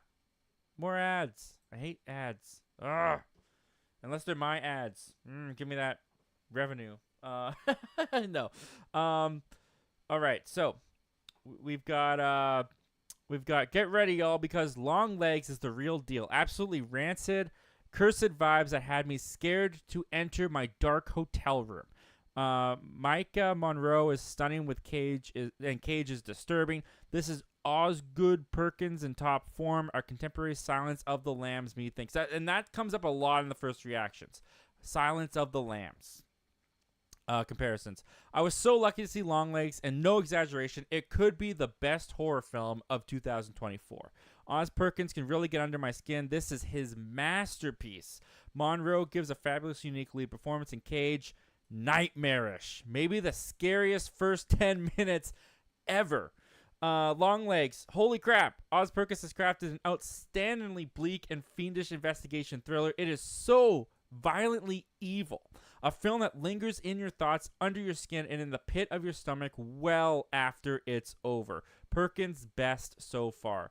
Longlegs was unlike anything I could have predicted. It's unsettling and disturbing, never given an audience a reprieve. Micah Monroe and Nick Cage give standout performances, but Alicia Witt steals the show. Osgood Perkins never misses, and I can promise y'all, you ain't ready. Longlegs, a mesmerizing horror film that swallows the viewer's whole. Enrapturing and seductive. You feel the terror in your bones. Oz Perkins slays the cast, including Nicolas Cage and Micah Monroe. Get it on. Longlegs is one of the best films of 2025. Unholy. Yeah. Longlegs builds tension and does not let up with an eerie use of colors to enhance dread. Micah Monroe gives a pained performance with Nicolas Cage's maniacal acting cranks up the unrelenting discomfort. And it just, like, I've just seen it go on and on and on and on like this. Like, people that have been in the industry for a very long time who have seen many a horror film are saying this is one of the scariest things they've ever seen, saying this is one of the most terrifying things they've ever seen. Nicolas Cage is terrifying. The actor is great. Everything's just great about it. So on the one hand, I'm like, that sounds like a great movie. I gotta go watch Longlegs. On the other hand, I'm like, if these industry people are this freaked out about it, I'm a scaredy cat. Imagine how I'm gonna feel. I think this movie is going to terrorize me to my bones. Quote unquote, I guess.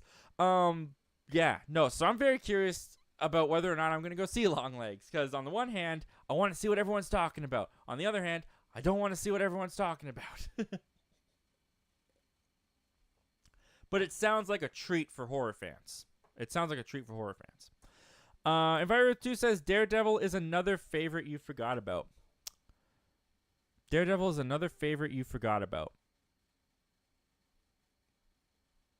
I'm not quite sure what we're referring to. Another favorite you forgot. Oh, the Daredevil show coming out on Disney Plus is another favorite that I forgot about. Daredevil's a favorite character. Yeah, people are really looking forward to Daredevil too. I'm looking forward to Daredevil. Do I think we're going to get a Daredevil trailer at Comic-Con? I think Comic-Con gets it. I don't think we do. Nathan Red Movie says, thoughts on the trailer for M. Night's Trap. I am into Trap. I think Trap looks great. I'm worried about it because it's M. Night. And whenever M. Night comes out with a movie, I'm both looking forward to it and I'm always a little bit nervous about it. But the trailers have been good. The trailers have been really, really good. So I'm looking forward to it. The Ace Avenue says, better Beast, Kelsey Grammer or Nicholas Hoult. I don't feel Nicholas Hoult got enough time to shine. I feel like Nicholas Hoult, honestly, I sometimes forget that Nicholas Hoult was in the X-Men films, which is a shame because it's Nicholas Hoult. I think he's a great actor. One of the better actors that deserves more recognition than he gets. Him and James Marsden. Ironically, both in X-Men. And I love him in Renfield. I know that movie got a lot of flack. I know it's not everyone's cup of tea. I loved Renfield and I love Nicholas Hoult in it. But I feel like Kelsey Grammer is the better Beast.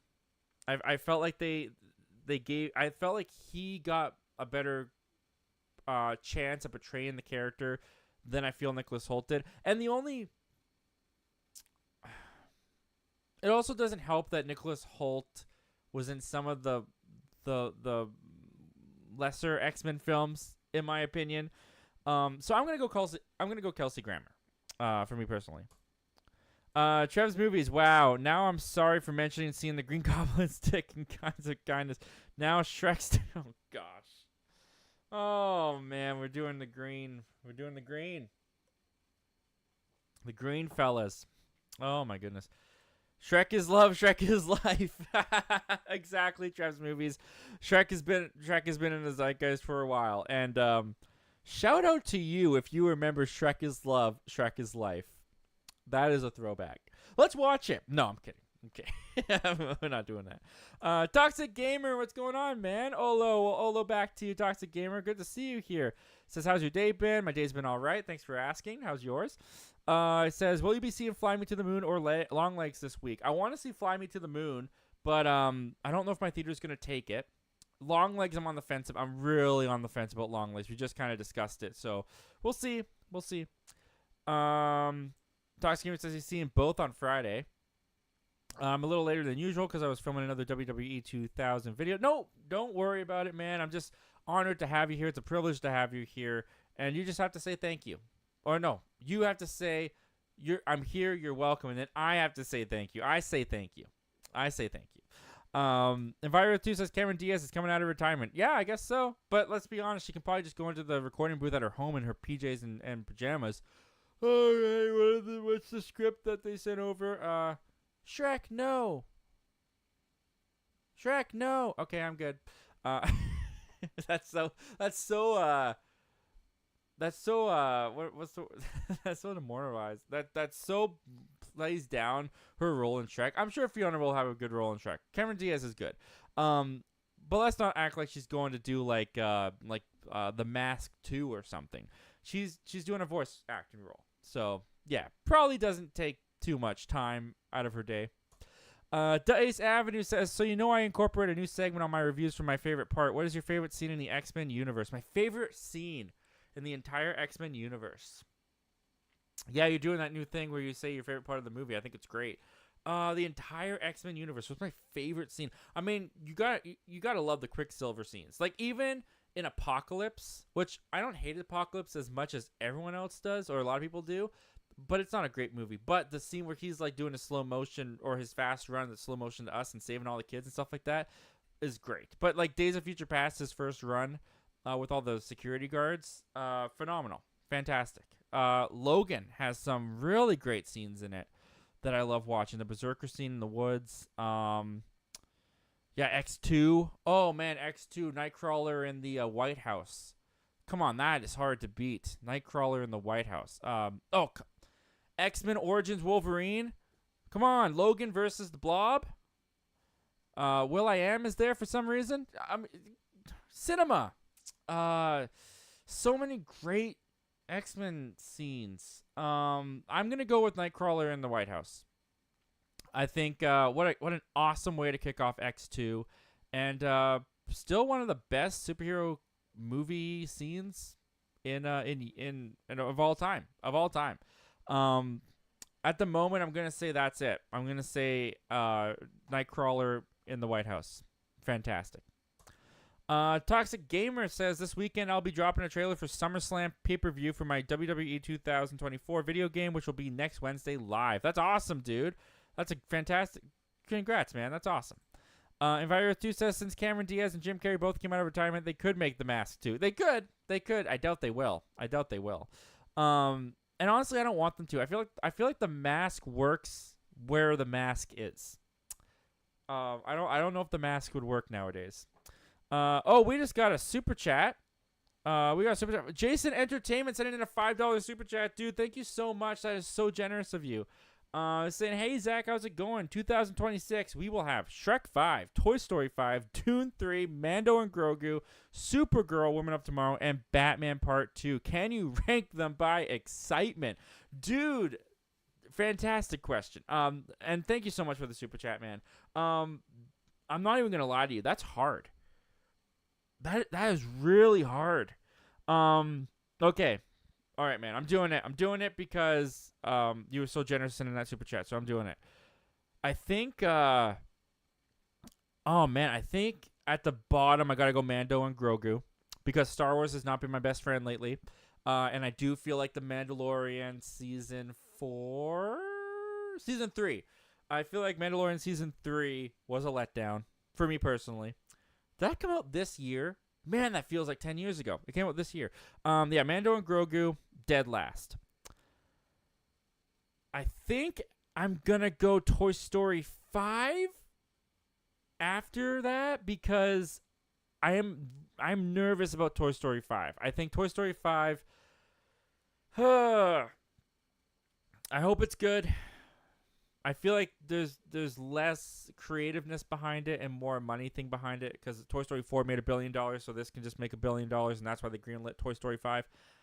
I think Toy Story 4 was pushing it. They ended up doing a great job, in my opinion, with Toy Story 4, but they pushed it, and I don't know if pushing it again is the right choice. So I'm going to go with Shrek 5 next. Oh, I'm going to follow that up with Shrek 5. I'm super excited for Shrek 5. I think it could be great. But I'm going to put Supergirl, Women of Tomorrow, above Shrek 5 because even though we haven't seen a single thing from James Gunn's DCU, I'm still really excited for James Gunn's DCU, and the concept for Supergirl, Women of Tomorrow sounds awesome. So I'm going to put that one next. For a runner-up, Batman Part 2. I'm going to put Batman Part 2 as the runner-up. I think Matt Reeves does such a great job with Batman, and I'm super excited to see the continuation of the story with Robert Pattinson. I like, if you asked me if I could choose almost any movie to go into tomorrow versus Batman Part 2, I'd probably go into Batman Part 2 unless it was Dune Part 3. Because I mean, it's no question. We all did. I loved Dune Part 2. Dune Part 2 was just phenomenal. So to be able to see the follow-up to that, yeah, I'd go for it. I'd go for that. So Dune is at the top, followed by Batman Part 2, then Supergirl, then Shrek 5, then Toy Story 5, then Mando and Grogu. Dead last. That's my ranking. Thank you, dude, so much for that super chat. That was so generous of you. And that was honestly really tough. That was honestly really tough to do. Tox Gamer says these are some of the matches you might be seeing. Zach Milne versus Zach Guller. You going down, Guller. Versus Tank Kramer for the social media championship. Bring it on. I'm ready. I'm taking that social media championship. Lee Everett from The Walking Dead will be facing The Flash for his hardcore championship. Also, Wednesday Addams will be facing Clementine from Walking Dead for her 2K Women's Championship. Awesome, dude. Sounds like you got some good matches coming up. Dakota Man Movies says Shrek 5 versus Toy Story 5. Shrek 5 is what I would pick over Toy Story 5. Toxic Gamer says Bugs Bunny and LeBron James will be facing the Guardians of the Galaxy for their tag titles. That's pretty awesome. Enviro 2, the dragon has to be in the Donkey movie and the Dragon Babies. Yeah, I mean, I think they will be. I think the dragon and Donkey's wife, right, will have to be in there. And I think the Dragon Babies, I hope they're grown up, though. They're probably like teenagers. Do I actually want that? I don't know. I don't want a donkey movie. I'm sorry. I don't see a donkey movie. I don't want a donkey movie. Toxic Gamer says Star-Lord and Rocket Raccoon more specifically. Nice. All right. That sounds like a good match. Enviro 2 says Donkey is like Sheldon from The Big Bang Theory. Leonard is like Shrek. Yeah, I guess so. And young Sheldon worked out. So, yeah, we'll see. The Ace Avenue says, with Axel F and now a Donkey movie, Eddie Murphy is making a comeback. Hey, don't forget about Coming to America. Toxic Gamer says, have you seen the Texas Chainsaw Massacre 2003 movie? If you haven't, I recommend. Also, if you're wondering if it's gory, it's actually not that gory, and it's an awesome remake. I haven't seen any of the Texas Chainsaw Massacres, but thanks for putting that on my radar. I mean, I've heard of it before, but I don't know. Maybe I'll check it out. Halloween time. Toxic Gamer 331 says, what are your top 5 character deaths that you got sad the most at? Oh, that's tricky. Top character death. You know what? Instead of just trying to think off the top of my head like a moron, let's see. And this will be major spoiler alerts because some of these movies I probably haven't seen. Top character deaths. Let's see if there's any fun lists out there that we can agree or disagree with. Let's see here. What movie character deaths affect? 21 most shocking TV death. The most memorable movie character deaths. Maybe let's try that. All right. The most memorable movie deaths. Let's see which one made me cry. So up first, they have Charles Foster's Kane. Did I cry? No. Didn't really affect me. Goose from Top Gun. Again, spoiler alert for all these people. I don't know who's gonna pop up, so apologies. Yeah, Goose was a good one in Top Gun. I don't even love Top Gun, the original, but Goose's death, that was hard hitting. I don't know who that is. Jack in Titanic, Jack Dawson. Yeah, that one got me a little bit when I watched Titanic. Titanic's a beautiful movie. I love Titanic. That's a good one. I don't know if it affected me as much as Tony Stark. Tony Stark is up there for sure. How could you not? It's Tony Stark. Grew up with the guy pretty much. So yeah, that death, I'm putting it on the board. That's one right there. Tony Stark is 1 out of 5. Let's keep going. Obi-Wan Kenobi. Can't say that I cried at his death, but Mufasa is on the board. Mufasa is most certainly on the board. Probably the first one that ever got me is Mufasa. So we're definitely putting him in there. All right, 2 out of 5. What do we got next? Kane from Alien was very disturbing and shocking, but didn't cry. Didn't see that movie. Don't know who that is. Oh, Ellie. I'm sorry, Ellie. I don't know if I can put you on the board. It's a beautiful opening. But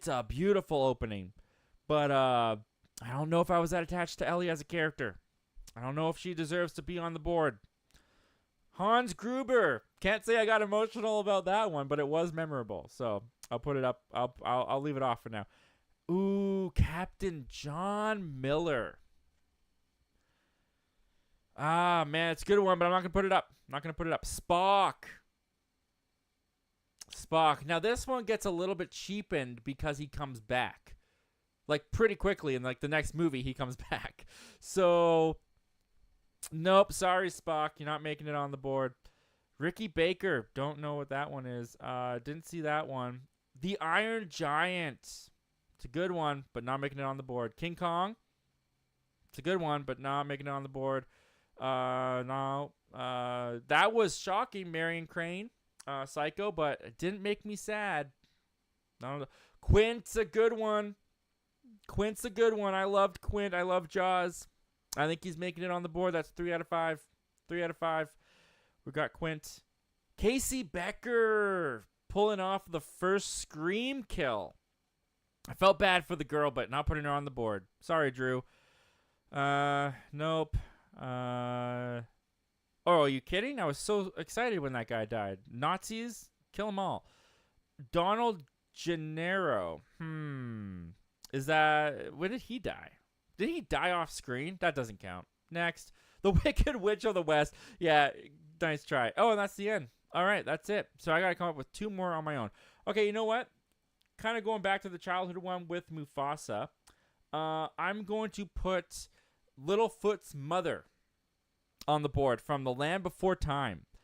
As much as Mufasa was probably the first death that ever affected me, I think Littlefoot's mother was either actually the first one or a close second. So it's up on the board, and it's kind of a cheap out because he comes back, but when Spider-Man gets dusted, when Tom Holland says, I don't want to go, Mr. Stark, I cried like a baby in the theater. Even though I knew he was coming back, even though I knew Spider-Man Far From Home was coming out in like the next year, I cried like a baby. So there you go. There are my 5. There are my 5 characters.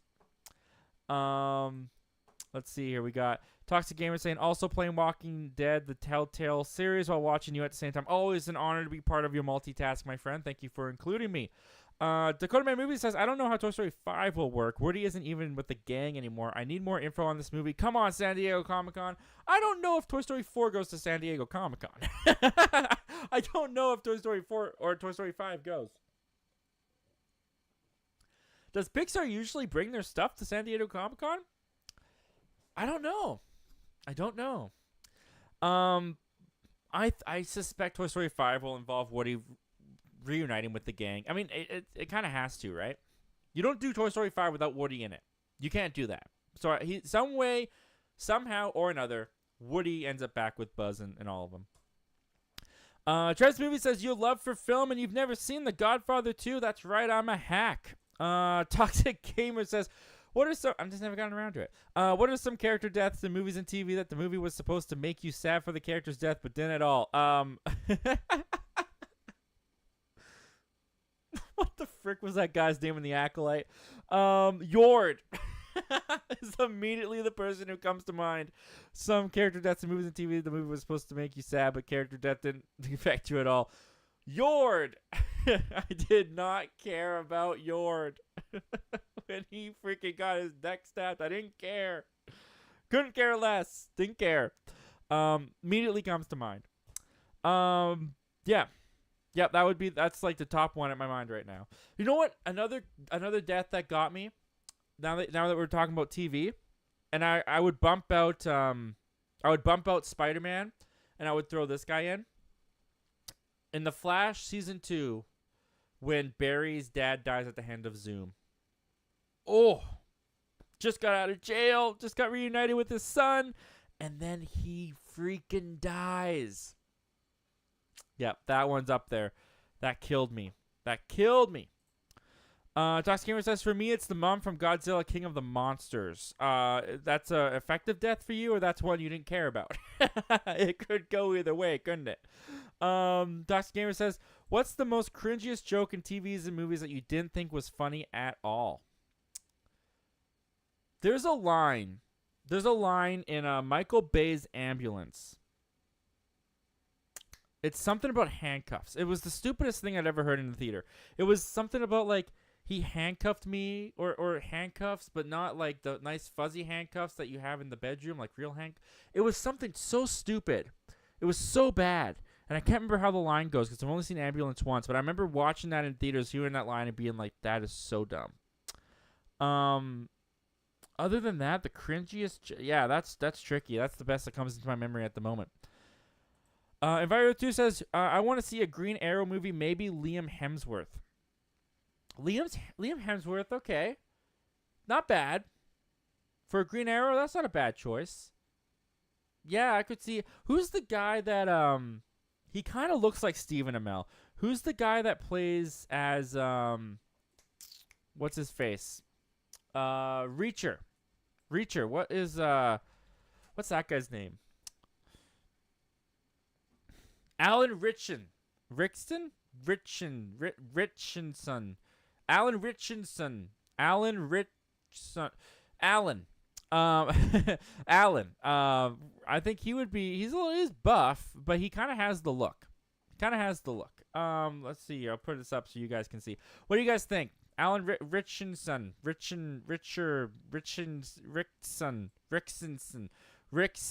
This guy. What do you think of? Oh, I clicked on him. What do you think of this guy?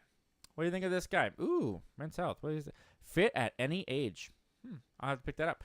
What do you guys think of that? What do you guys think of that choice? He kind of looks like Stephen Amell a little bit, so that probably is where I'm pulling it from. He's a little bit buff.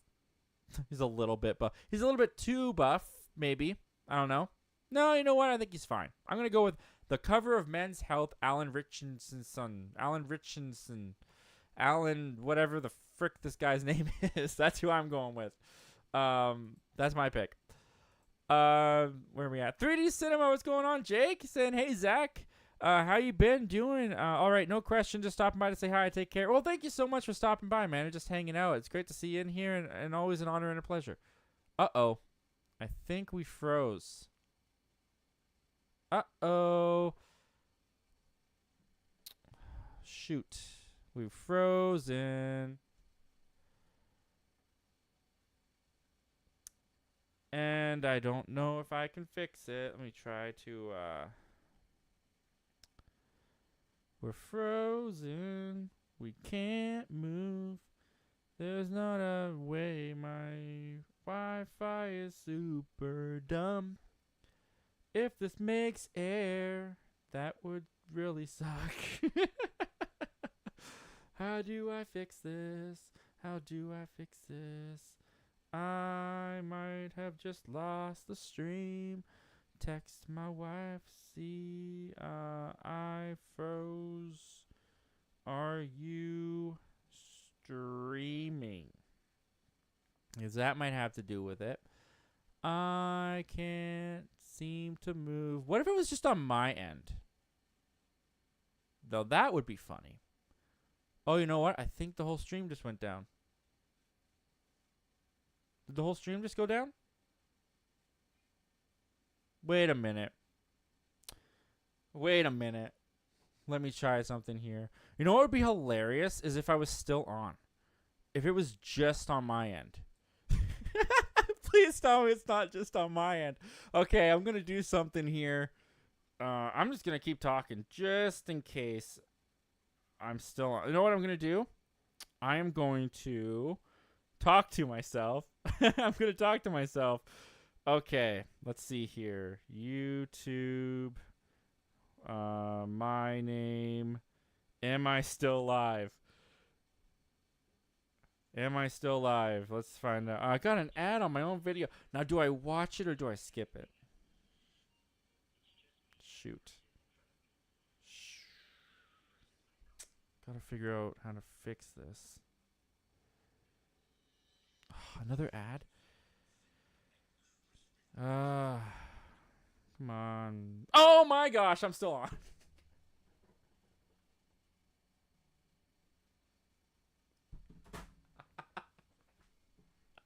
Okay. Good to know. It's just on my end. Awesome. Thank you, Ace. I'm now getting your text messages. Yes. I'm still on. Okay. Well, I can see myself on here. I can't see myself. I always have the video playing on a web browser up here in case something like this happens, so I know if I'm having problems with my stream. I just never take into account if it's only on my end. Okay. Okay, so the good news is we didn't freeze. The bad news is everyone saw that. Okay. Okay, there we go on my chats now. Okay, there we go. I couldn't scroll. I couldn't click on anything before. Here we go. Okay. Woo, that was fun. Okay. I'm just going to text my wife and let her know everything is cool. Everything is fine. Thumbs up. Okay. That's so funny. Okay. Thank you, Ace, by the way. Thank you for texting me. I appreciate that. 3D Movie says, "Hey Zach, how you been doing? No, all right, no questions. Just stopping by. Thank you so much, man. Always an honor and a privilege to have you stop by, dude." Toxic Gamer says, "I thought Despicable Me 4 was just meh." Yeah, I can see that. I agree. The Laser, what's going on, Laser? Thanks for joining us. By the way, if you're just joining us, you got a treat.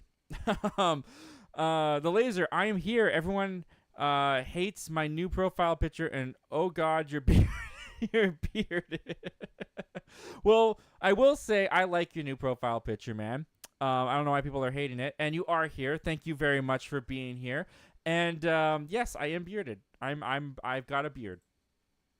Toxic Gamer, have you ever cried, laughed at any movie? If so, which ones? Oh my goodness, dude, so many. Step Brothers. Not going to ever. Even if there's a fire. I don't know why that gets me. It's so funny. I cry laugh at Friends all the time. Like I cried laughed at Friends last night when I was watching it. That sitcom is my favorite show of all time, and this rewatch is solidifying that. Love that show. As far as other movies, Spaceballs, I remember cry laughing at Spaceballs. I cry laughed a lot at Lisa Frankenstein, sometimes not for intentional or maybe the movie was being intentional. I don't know. Maybe I just wasn't picking up on the vibe, but it felt unintentional to me. And yeah, tons of movies. 21 Jump Street brought that up too. Cry, laugh. 22 Jump Street is even funny. And Dumb and Dumber. I laugh at Dumb and Dumber all the time. Toxic Gamer says, what do you think is some of the most consistent franchises and most consistent animated franchises? When you go animated, you got to go Toy Story. I think Toy Story is very consistent. You've got 4 entries in there too, so that works. Yeah, I for animated, I think Toy Story's got to be like number 1 for me. As far as consistent franchises outside of that, I would put Captain America in there. Captain America, First Avenger, Winter Soldier, and Civil War. I think that's pretty consistent. I think they actually get better as they go along. I think that John Wick is pretty consistent. 4 entries, and I love them all. I think John Wick's pretty consistent. What's some other franchises that are pretty consistent? I think Rocky. I like all the Rocky films, but I wouldn't say they're consistent. But I do like all of them. I would say, the Avengers movies for me are pretty consistent. Trying to get out of the superhero mindset though. I think that Back to the Future is pretty consistent. Personally, Dave Show, if you're here, Dave Show, I saw your review and I respect your opinion. I just disagree with it wholeheartedly. He didn't like Back to the Future. I know. Dave Show, go get him. I'm kidding. Don't go get him. Well, go subscribe to him. He's a great guy. Yeah, I think those would be the ones off the top of my head that I think of at the moment that are pretty consistent. And the same for TV shows. Yeah, I mean, in my opinion, Friends is pretty consistent. Breaking Bad is probably the most consistent TV show ever. I would have to say. I don't think there's a single season of Breaking Bad that I think was weak. I love that show. I watched it for the first time last year. So good. I own it all now. I had to. Even El Camino wasn't too bad of a prologue. The Netflix movie they did with Jesse, I even enjoyed that. The Laser says, how do you feel about Inside Out 2 being Pixar's biggest film ever? Now in the top 10 biggest Disney movies of all time. Now in the top 20 biggest films of all time. And the 3rd biggest animated movie. I think of many things about that, dude. First of all, I think Disney is popping champagne bottles because they needed this. Not only did Disney need this, Pixar needed this. Pixar has their mojo back. It's great for the studio. It's great for everybody involved. And it's great for us because Inside Out 2 was phenomenal. I thought Inside Out 2 was great. And I'm not surprised. I'm surprised it's gotten this big so fast because I always knew this movie, or I always suspected that this movie was going to make bank. I always suspected it was going to be huge, but it blew past I think all expectations, and it's a great movie. It's a great movie. It's one of those movies, again, going back to that conversation, it's kid-friendly, but it's not really made for kids. It's made for everybody. Everybody can get something out of it. It's so relatable. The themes are so universal. The use of anxiety was masterful. Honestly, I was so I wasn't quite sure how they were going to tackle anxiety, and the way that the whole thing played out in Inside Out 2 was brilliant. Loved it. So I'm very happy to see it be this. I think it deserves it. It well deserves it. I hope it keeps going. I hope it becomes the biggest animated movie of all time for all I care. I'm not saying it's like the best animated movie ever made, but honestly, my first thought when I walked outside of Inside Out 2 was I can't wait to show my future kids this. Because I just feel like it's almost important for kids to see Inside Out 2. It may not be the best animated film of all time, but I think it's one of the most important. And I do not mean that in any kind of ironic way. It was really well done. I think it should be shown in schools. I think they should have a day set aside in school from now on where they have an Inside Out 2 lesson. I think it's great, and I'm happy to see all of its success. Toxic Gamer 331 says, movie franchise for me is the Scream franchise. Scream, I can't. It's consistently. I think the only great one is Scream, the first one. I think that's followed by Scream 6. Personally, I love Scream 6. Then you got Scream 5. Wasn't a big fan of Scream 3. It was like a bad Scooby-Doo episode, and I wasn't a huge fan either of Scream 2. So I wouldn't agree with you on that, but I'm glad. I'm glad, man. Enviro2 says, has Superman Legacy finished filming? Any story leaks or info? I mean, dude, you just search up Superman Legacy. I'm pretty sure you can find the shooting schedule. So much about that movie has come out. So much has been leaked. It is not finished filming because we're still getting set photos released today. But I think it's close. I think it's pretty close to finished filming. And there is story leaks. I can't remember all of them off the top of my head, to be honest with you. And I honestly don't really... I don't know. I'll wait till the trailer comes out. I don't know if I believe story leaks all that much. There's even a story leak that Peter Parker is involved in Venom 3. I'll believe it when I see it. Story leaks can be hit and miss sometimes. Toxic331 says, TV series is so far for me My Hero Academia, which is now on Disney Plus because of the Hulu bundle. I've never seen it, but I've been recommended by Zack Attack many a times to watch it. Michael11591 says, Minions to me are annoying characters. I don't know why people love them, but that's just my opinion. And I think that's the thing about the Minions. You either love them or you hate them. You either love them or you hate them. And I understand both ways. I really do. I'm neutral. I don't hate them. I don't love them, but I can be entertained by them. The Laser says, I believe that Minions 3 and Despicable Me 5 and 6 will happen, which means Despicable Me franchise will have 8 movies. Oh, it's going to go more than that. You kidding? Let's see what is at the moment. Let's just see what oh, hello, Alan Richardson. Let's see what the box office for Despicable Me 4 is at the moment. Is it on here? Descend? Nope. Okay. Despicable Me 4. At the moment, 146 domestically, and it's already made 255 million worldwide. Does it have the budget on here? The opening was 75. Did I pass the budget? I don't know. Might not have the budget on here, but I can't imagine the budget was more than like. Well, let's look it up. So it made 255 million worldwide, and let's see here. I'm gonna guess no more than 110 million. Despicable Me 4 budget. Hey, not bad. Approximately 100 million. So it had a $100 million budget, and it made 255 million after its first week. Yeah. Expect 5, expect 6, expect 7, 8, 9, 10, 20, 21, 35. They're never going to stop making these. They are never going to stop making these. Oh, we got a lot more Minions ahead of us. The Laser says, I feel like a lot of these movies that have been doing well, like Despicable Me 4, Quiet Place, and Baby Boys, Bad Boys. You didn't spell it wrong. I said it wrong. Bad Boys didn't get tons of marketing. I'll give you Bad Boys. I don't remember a ton of marketing for Bad Boys, and I am surprised how well Bad Boys has done. Good for it, but I was not expecting it to do this well. As far as A Quiet Place, I remember seeing a lot of marketing for A Quiet Place, so that didn't surprise me too much. I mean, monster opening for that franchise, good for them. But I do feel like I saw a lot of Despicable Me marketing. Not so much, like not too many trailers and stuff, but just like promotional ads and stuff on like Twitter and Facebook. And like I remember being reminded of Despicable Me quite a bit. So I'll give you Bad Boys, but I'm not quite sure I agree about the others. ToxicGamer331 says, what do you think is the best movie-love relationship of all time and the worst?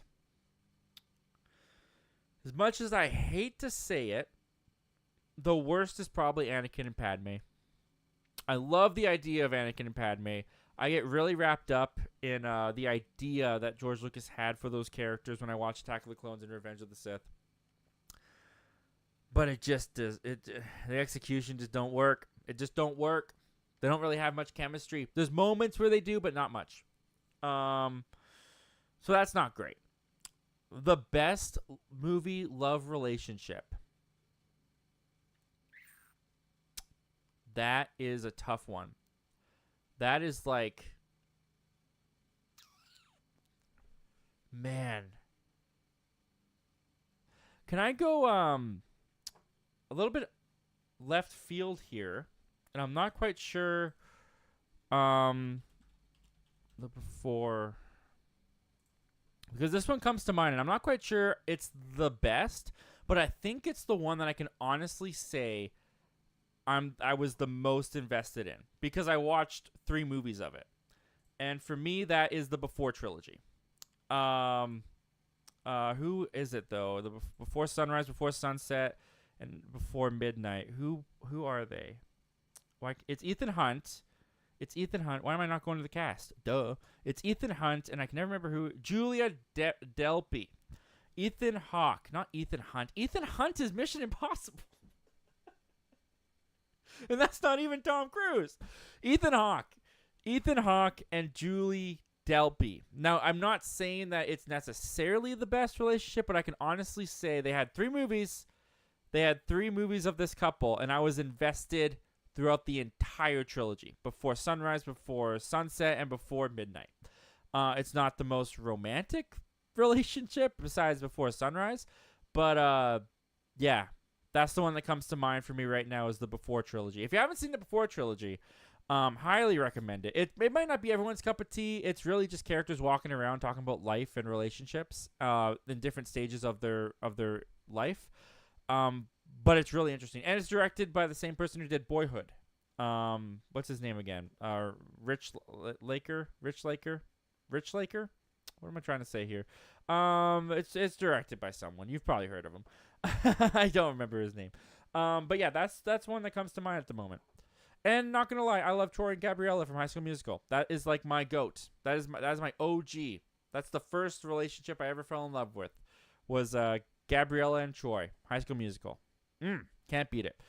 Jay Pylon, what's good, people? What's good, Jay? Thumbs up. As always, thank you so much, my friend. Thank you so much for the thumbs up. And good to see you in here, Jay. Always good to have you here. Tox Gamer says, I don't know why we needed another Gladiator sequel, but the trailer looked decent, though. Yeah, the trailer looked decent. It looked good. It looks epic. I don't know about its box office. The Laser says, do you think animation of 2026 will be the last successful year in animation history? Oh, will be the most successful year in animation history. Movies like Toy Story 5, Frozen 3, Shrek 5, Mario Brothers 2, TMNT 2, and more releases in the same year. Honestly, I think so. It's also a year where, depending when those movies come out, they could like cannibalize each other. Because let's just look up, see what animated movies coming 2026. List of animated feature films of 2026. Here we go. All right, we got Asterix, the Kingdom of Nubia. I don't know what that is. Aang, the Last Airbender, The Cat in the Hat, Frozen 3, some movie called Goat, High in the Clouds. Sounds fun. Larry Boy, Shrek 5, The Super Mario Brothers. Is Larry Boy VeggieTales? Oh, interesting. Toy Story 5, a Paw Patrol movie. That's probably going to be pretty big. Teenage Mutant Ninja Turtles sequel, X Factor in the Jungle, and an untitled Pixar Animated Studios film. Okay, that's what's coming out in 2026. Yeah, it's gonna be a big year because you look at the list that you just have here. Toy Story 5, $1 billion movie. Frozen 3, $1 billion movie. Shrek 5, I'm gonna say it, $1 billion movie. Mario Brothers 2. Easily could be $1 billion movie. The only movie I don't think is going to be $1 billion is TMNT 2. I don't think TMNT Mutant Mayhem 2 or whatever it's going to be called is going to make $1 billion. But you're looking at Toy Story 5, Frozen 3, Shrek 5, and Mario Brothers. That's like $4 billion just there in itself for animated films. So yeah, it very well could be. I will say this. It has the most potential in recent years to be the most successful for animated films. By far. The Laser says, how long do you think that the Despicable Me franchise will last? Since the girls will never age, do you think this franchise could get boring and stale over time? I mean, yeah, absolutely it could. It could easily get stale and boring over time. But here's the thing.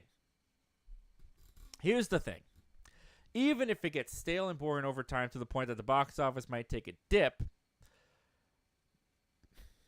direct-to-DVD videos are still going to happen. Direct movies, streaming shows are going to happen. Even if it's not the big box office juggernaut that it is today, which I still think it'll be in 2030 even. I think the box office this weekend proved it, because even Despicable Me 4 is a pretty, I would say it's the worst one of the franchise, and I would say that it's pretty mediocre. It still killed it in the box office. It's still probably going to make $1 billion. So I think they're just going to go forever. I honestly think they're going to go forever. I think we're going to get at least 2 more Despicable Me movies in theaters, another Minions movie in theaters for sure, probably 2 more Minions movies in theaters before it even ever considers going direct to DVD or direct to streaming. I think it will get stale. If they, I don't think they need to age up the girls. They just need to give them something to do. Despicable Me 4 gave them nothing to do. So I don't think that their age is the problem. I think it's just the writing of the characters. But yeah, you could get that franchise going forever. And yes, when they go direct to DVD, it will no longer be Steve Carell and Kristen Wiig and all those people voicing them. The Laser says, I feel like if Despicable Me will lose steam and starts to dip at the box office, Illumination will move to Nintendo. I think they're going to have their cake and eat it too. I think Nintendo. I don't think Illumination has to pick and choose between Despicable Me and Nintendo. I think they're going to build their Nintendo out and build that Nintendo universe, as well as have their Despicable Me movies kill it in theaters. Nathan's Red Movie says, all right, Zach, I'm going to head out. Great stream as always. And my dad is about to show me Beverly Hills Cop 1 for the first time. Have a great week. Well, have a great time watching Beverly Hills with your dad, man. That's a special moment. And the show is made better, Nathan, because you were a part of it, my friend. And I appreciate you, dude. Go check out Nathan's Random Movies, guys. And have a good night, my friend. Tox Gamer, do you watch Penguin Zero? Nope. Don't know what that is. Tox Gamer, Agatha all along trailer surprised me. It looks horror-esque. Hope it's good. Fingers crossed. It surprised me too, in some of the best and worst ways. Enviro2 says Teabag is the best character on TV. Teabag? I don't know who that is. I'm not watching that show, obviously. Tox Gamer says I'm gonna head out now because I gotta edit a video and work out on some. Then I gotta work on some. Then I'm hitting the hay. But great stream as always from a great guy. I'll see you in the next one, everyone. Pizza time. Well, thank you so much, Toxic Gamer, for being here. Always appreciate you giving us your time. And the show is made better because you were a part of it, my friend, and I appreciate you, dude. Go check out Toxic Gamer, guys, and have a good night, man. Enviro2, Prison Break in my top 3 shows. I've never seen Prison Break. I've heard great things about it, though. Michael11591 says, I've never even heard of Long Legs. You're about to. You are about to. The Laser says, 3C Films wants a green Shrek burger so he can devour on Shrek's buns. Oh, Chris is great. 3C Films is great. I haven't heard that yet. I haven't watched his video yet. I will say this, though. A green burger? Ew. That sounds disgusting. The Laser. Shrek 5 director is the same person who directed Trolls 1 through 3, which gets me nervous. I've never seen Trolls, so I can't speak to it. But what I do know is that this person worked on the previous Shrek movies, so I like that. I like seeing that. Oh, whoops. We did a jump there. The Ace Avenue says, I won't be there this weekend for Deadpool 2 review, but my favorite line is, you killed Black Tom, you racist... Yes. Oh, it's so good. I remember that line. I can't wait to rewatch the movie. Yeah, we're gonna miss you, man. We're gonna miss you on the Deadpool 2 review, dude. But hope you have a great weekend. I really do. And I can't wait to get back on stream with you, man. The Ace Avenue says the T'Challa funeral in Wakanda Forever gets me every time. You know what? That's a good one. I definitely had some tears streaming down my face. Not even at what came first? I was going to say not even at the funeral, but at the opening Marvel logo when it was just like scenes of Chadwick Boseman and just like no music, no nothing, just silence. That got me. And I remember looking over and my wife was bawling her eyes out too. So that was very effective. I can't remember if that came before or after the funeral, but the funeral was also very effective. Yeah. No, that's a good one too. The Ace Avenue. Oh, here we go. This is. I still see you. The Ace Avenue saying, "I love your High School Musical Bacon Free rendition." No, it was live. Oh man, I'm gonna. Oh boy, can't take that back. Can only learn from your mistakes. That's so funny. Oh man. Well, thank you though. Yep, you're still on. Definitely have to clip that out. I probably won't clip that one. Well, I don't know. We'll see. The Ace Avenue says, gotta roll with the punches on live streams. Anything can happen. Yes, they can. Yes, they can. Yeah, no, I thought we lost the entire... Look, I would rather have those embarrassing moments on camera than have the whole stream go down and lose it all, which is what I thought happened for a second because my screen went frozen. I wasn't moving, and then it brought me back to my home page. So I thought the whole stream was down. I thought we lost it all. And then I saw that we were live, and everything I was doing was in fact live. Dice Avenue says, "You singing Breaking Free makes me want to watch High School Musical now. What is the best High School Musical song? My favorite is Can I Have This Dance? If I ever get married, that's gonna be my first dance song." Dude, that's a great pick. I love Can I Have This Dance. Man, dude, my favorite High School Musical song. It's probably something from High School Musical 2, to be honest with you, because I love High School Musical 3's soundtrack, but I feel like, well, it's also the summertime, so I will be full honest, and I don't even care. I have been listening to the High School Musical 2 soundtrack because summertime just gets me going. It makes me fabulous. It makes me just want to bet on life, and it just brings the music out of me. It puts the music in me. It is the music in me. Yeah, music. You Are the Music in Me is really sweet. I like that one. I like Bet on It. You can't go wrong with Bet on It. Scream from High School Musical 3 is great. The Boys Are Back is pretty good. I do think, though, of all the High School Musical songs, I put on Bet on It the most. So I think I got to go Bet on it. It's iconic. Iconic. Zac Efron on a golf course. Perfect. I'm sure it was a lot of people's sexual awakenings in the day. So it's yeah, you can't go wrong with that one. I'm going to go with Bet on It. But you know what? Underrated High School Musical song I think is Every Day from High School Musical 2. I love that song. Little bit too long, but I love that song. Days Avenue says, "What's your all-time favorite Disney song?" Ooh, dude. That's a loaded question. My favorite Disney song. There's so many Disney songs. Here, one sec. We're going to do it again. We're going to go, we're going to look up a list. And just top 10 best Disney songs. And we'll see if this list is anywhere close to right. Top 10 best Disney songs. The first one that comes to mind is and now I just lost it again. I Just Can't Wait to Be King from The Lion King. I love that song.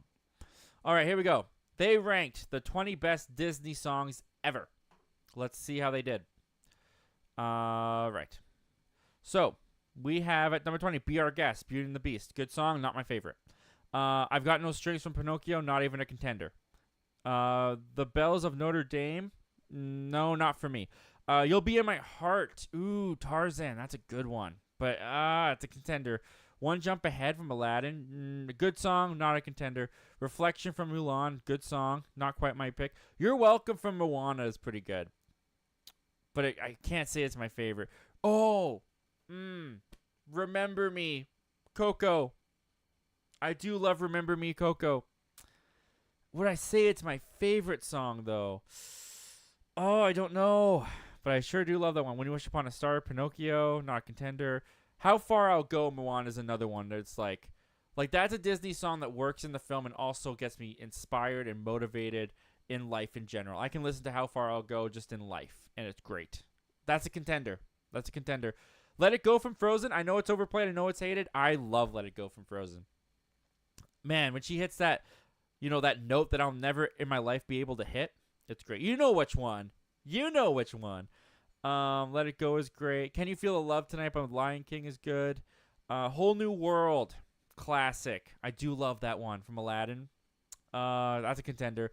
Beauty and the Beast, a good song, but not a contender. Part of Your World, The Little Mermaid. I do love that song, too. I find myself singing that in the shower. TMI, who cares? The Bare Necessities, good song, but not a contender. The Circle of Life, classic. Can't go wrong with that one.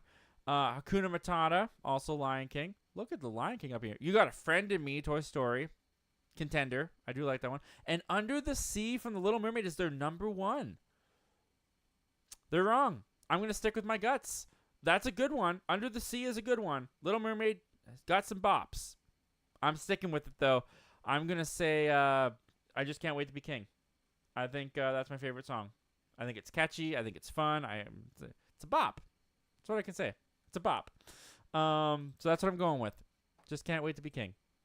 The laser says all I know about Despicable Me is that Gru gets despicable in bed.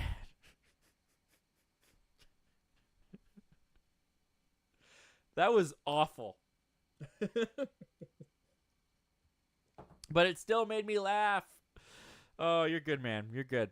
Zack Attack, friend and channel member, thank you so much, dude, for being here. And guys, Zack Attack, awesome channel. Check him out. He does live shows as well on Tuesdays. And I believe he's now got a live show with our other buddy, Kenny Sparks, going on Wednesdays. Huh?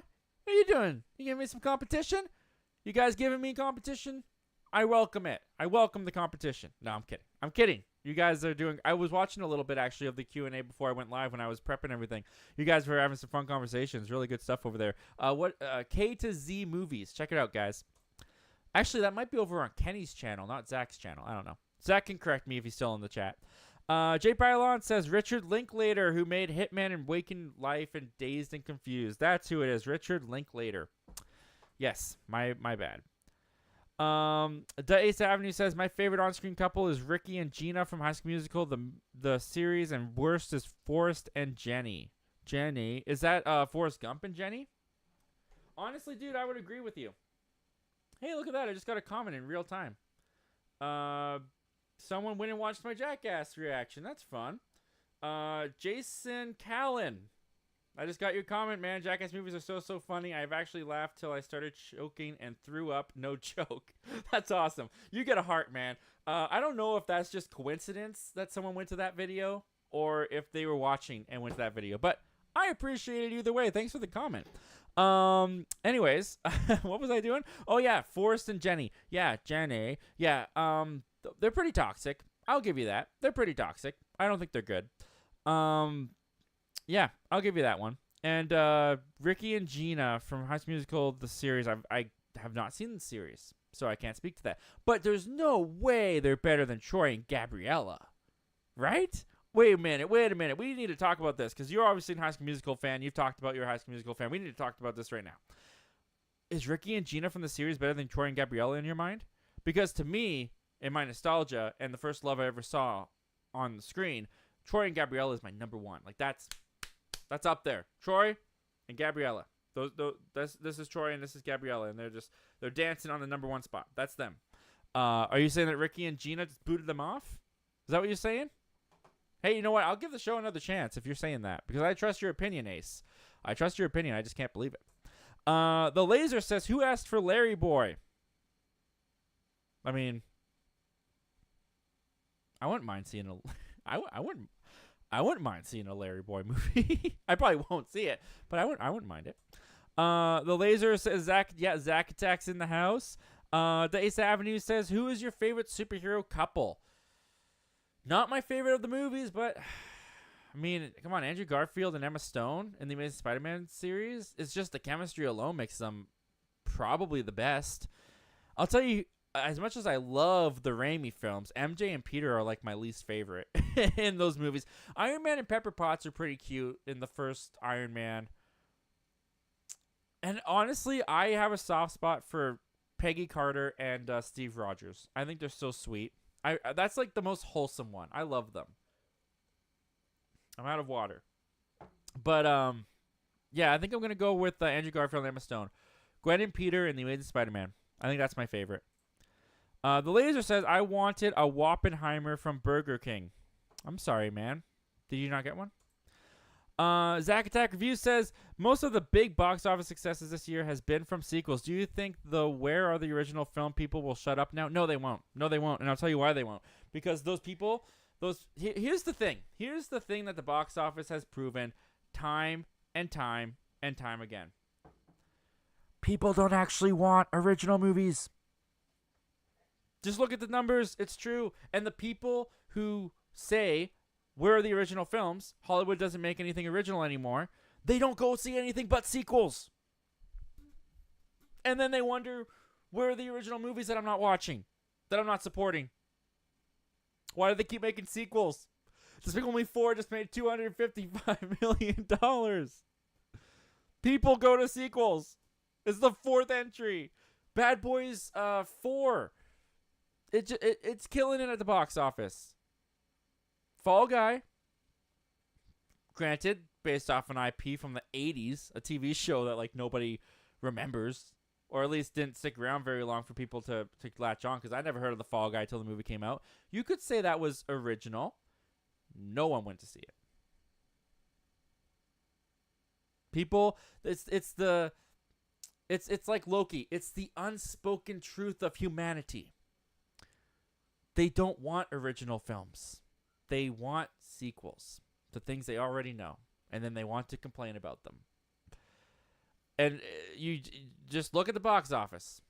Just look at the box office. That's as far as you need to go. What's the last original film that did well? Technically, Furiosa was a prequel. Like, what's the box office? 2023. Let's just go last year. Worldwide box office 2023. Let's see what did well. Right?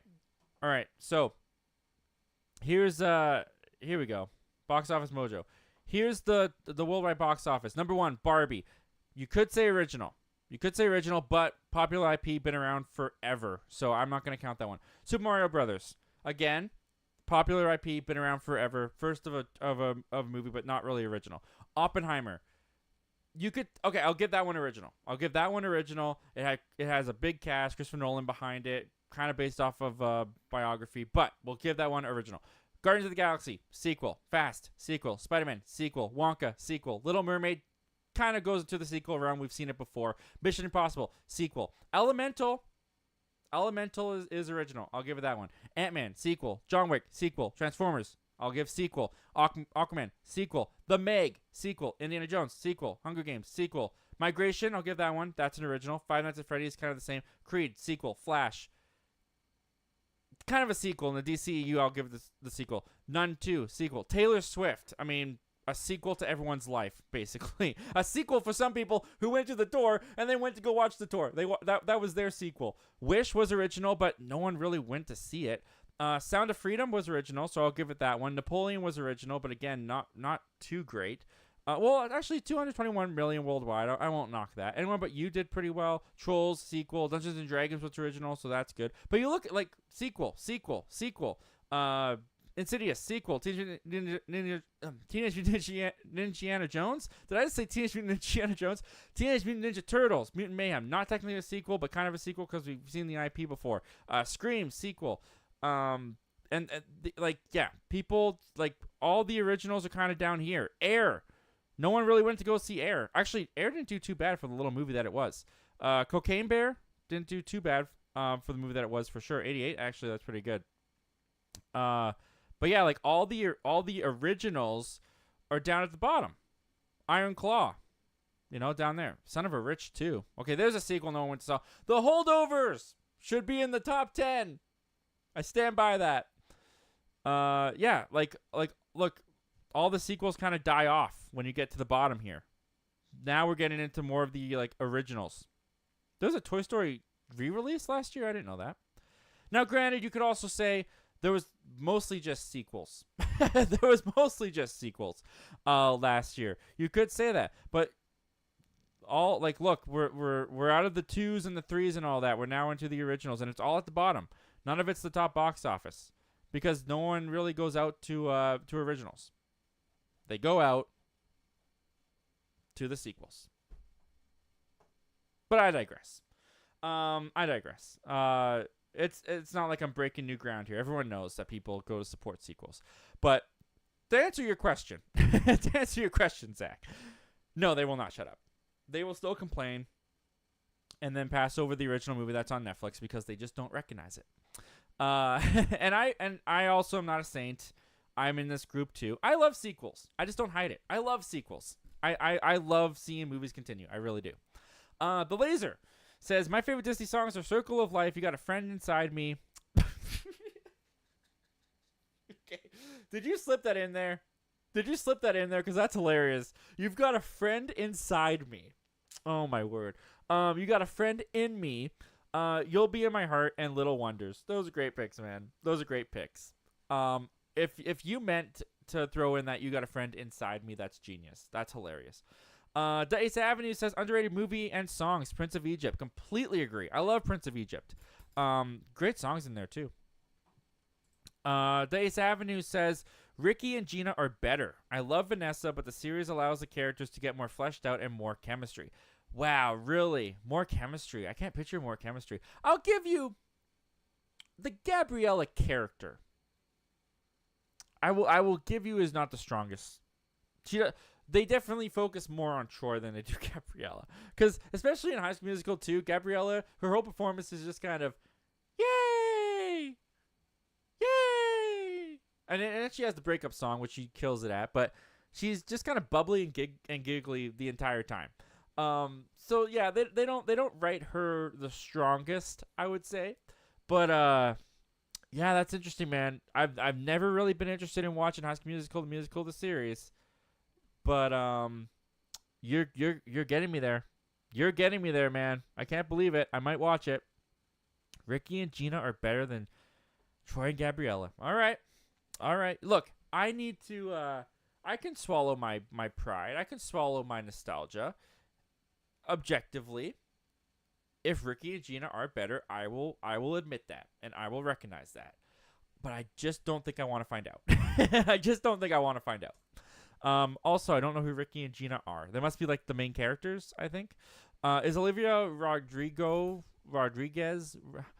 I don't know names tonight. Olivia Rodrigo, is she Gina, or is she Ricky? No, I think is she Gina.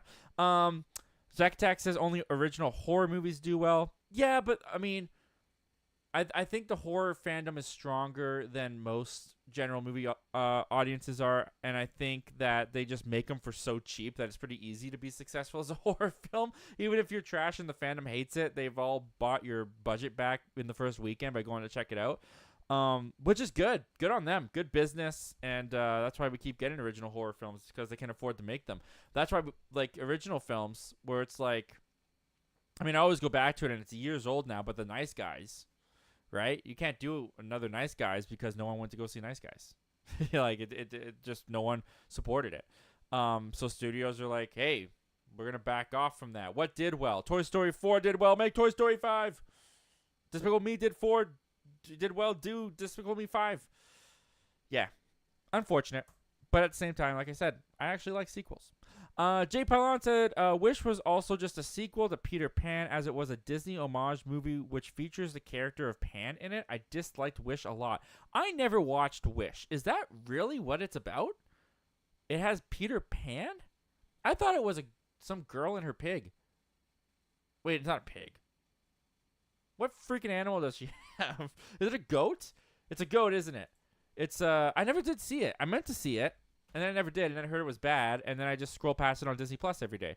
Oh, Wish. That's not the Wish I want. Wish Disney movie. Is it a goat?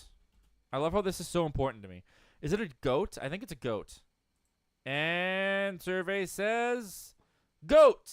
It's a goat. We've got a goat, people. All right. Fun times. The Ace Avenue says, Gabriella is a better singer than Gina, but Ricky is a way better singer than Troy. Really? You know what I'm looking? Who are these people? Who are these Ricky and Gina? All right. I think they're the main characters.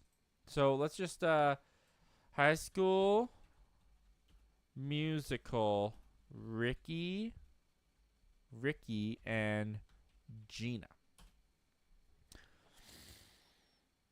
Okay, that is not Olivia Rodrigo. Wait, no, that's Olivia Rodrigo. No, it's not. That's not Olivia. Wait, oh, my brain. What happened? That's not her, right?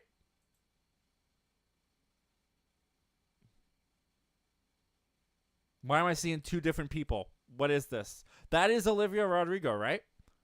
Okay, that is Olivia Rodrigo. Is that Olivia Rodrigo? That's not Olivia Rodrigo. Okay, I came searching for answers and I came out with more questions. Is that Olivia Rodrigo? Okay, you know what? This was not helpful. We're going to the cast. High School Musical, the series cast. Am I just dumb? Is that Olivia Rodrigo? Who plays Gina? Who is Gina?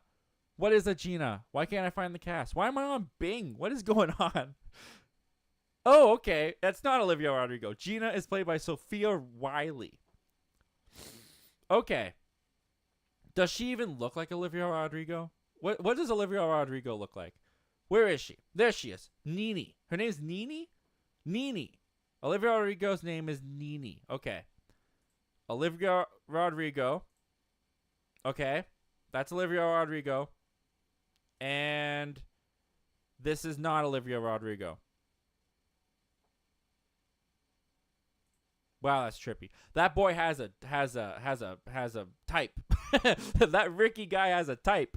All right, there you go. Now we know. Now we know that Sophia Wiley and Joshua Bassett is Ricky. Okay, cool.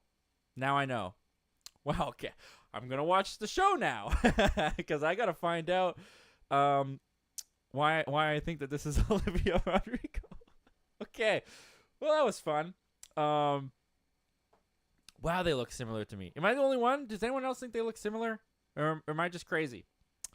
The laser says, friend inside me with an oversaturated black and white picture of Woody.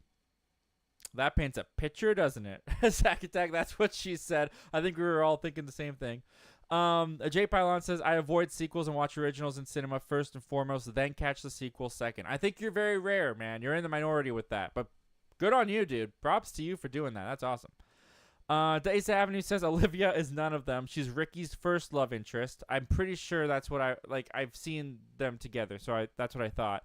Watch it. I promise you'll love it. Great characters all around, and the songs are really good. All right, man. You're convincing me. You're convincing me. Zack Attack Review says, Wish is the creation of Disney Universe, kind of. It's a solid film. Wow. I don't think that I understood what Wish was at all. I knew it was their 100th animated film, but it's like their universe? That's interesting. I kind of want to check it out now. I don't know why I'm drinking. I'm out of water. I had no idea that about any of this with Wish. Huh. I might have to check it out now. The laser. Your wife comes in the room and sees you looking up Olivia Rodrigo. It's just for a question, honey. I promise. I promise. Is she of age? No, I'm not going to look that up. Olivia Rodrigo's age. That's going to be harder to explain.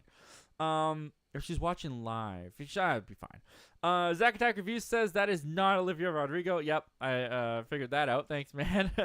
Jay Pylon says, Wish was Valentino the pet goat. The whole time I thought it was a type of sheep or some. Olivia Rodrigo is not a redhead. Okay, that's a good... She's not a redhead. Okay. Well, maybe she dyed her hair for that season. I don't know.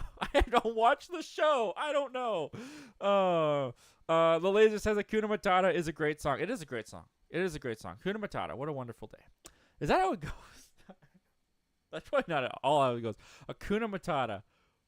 What a wonderful phrase. Not a wonderful day. Hakuna Matata. What a wonderful day.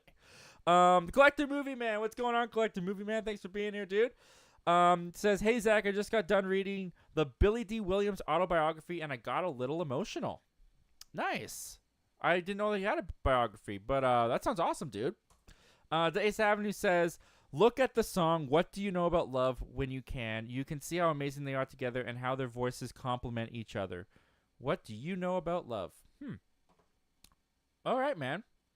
I'll take your word for it, man. I trust you.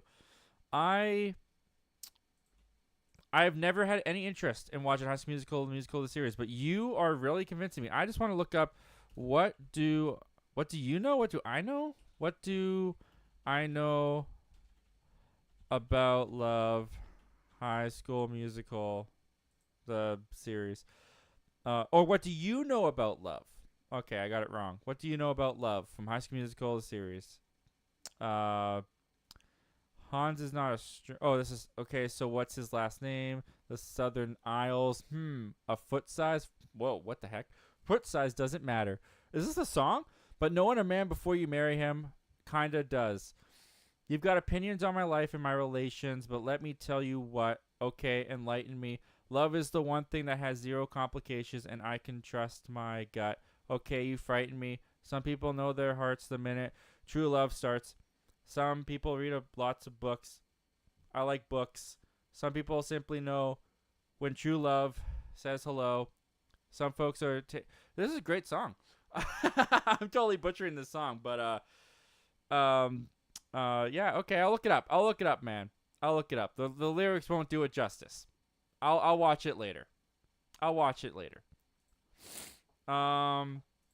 The Laser says, Wish is not a cinematic universe. It has references, but it's such a bad movie. Okay, fair. I'm getting mixed signals here, but okay. Zack Attack Review says, Is she of age on a live is crazy.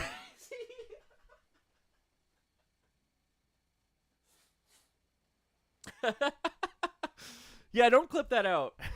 Don't clip that out. Drake influenced.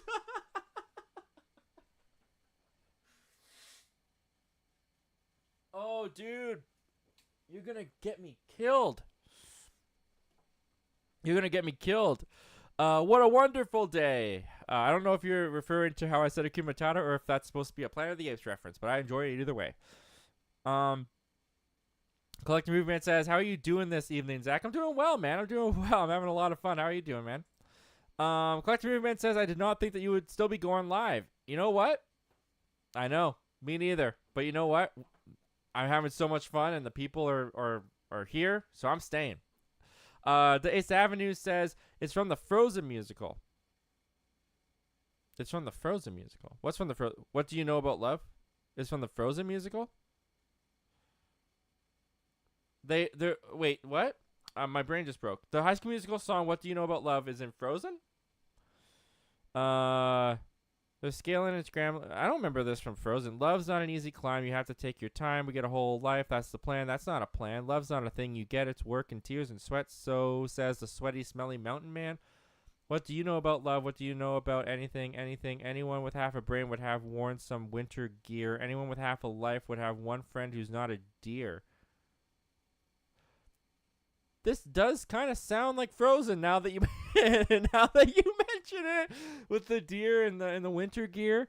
Okay, any fool who doesn't jump right now is probably gonna end up. Okay, so it's not Frozen the movie musical; it's like the actual musical. Now that makes sense. Okay. Collective Movement says, I will send you a picture of his autobiography on Instagram. All right, man, cool. I'll look that up.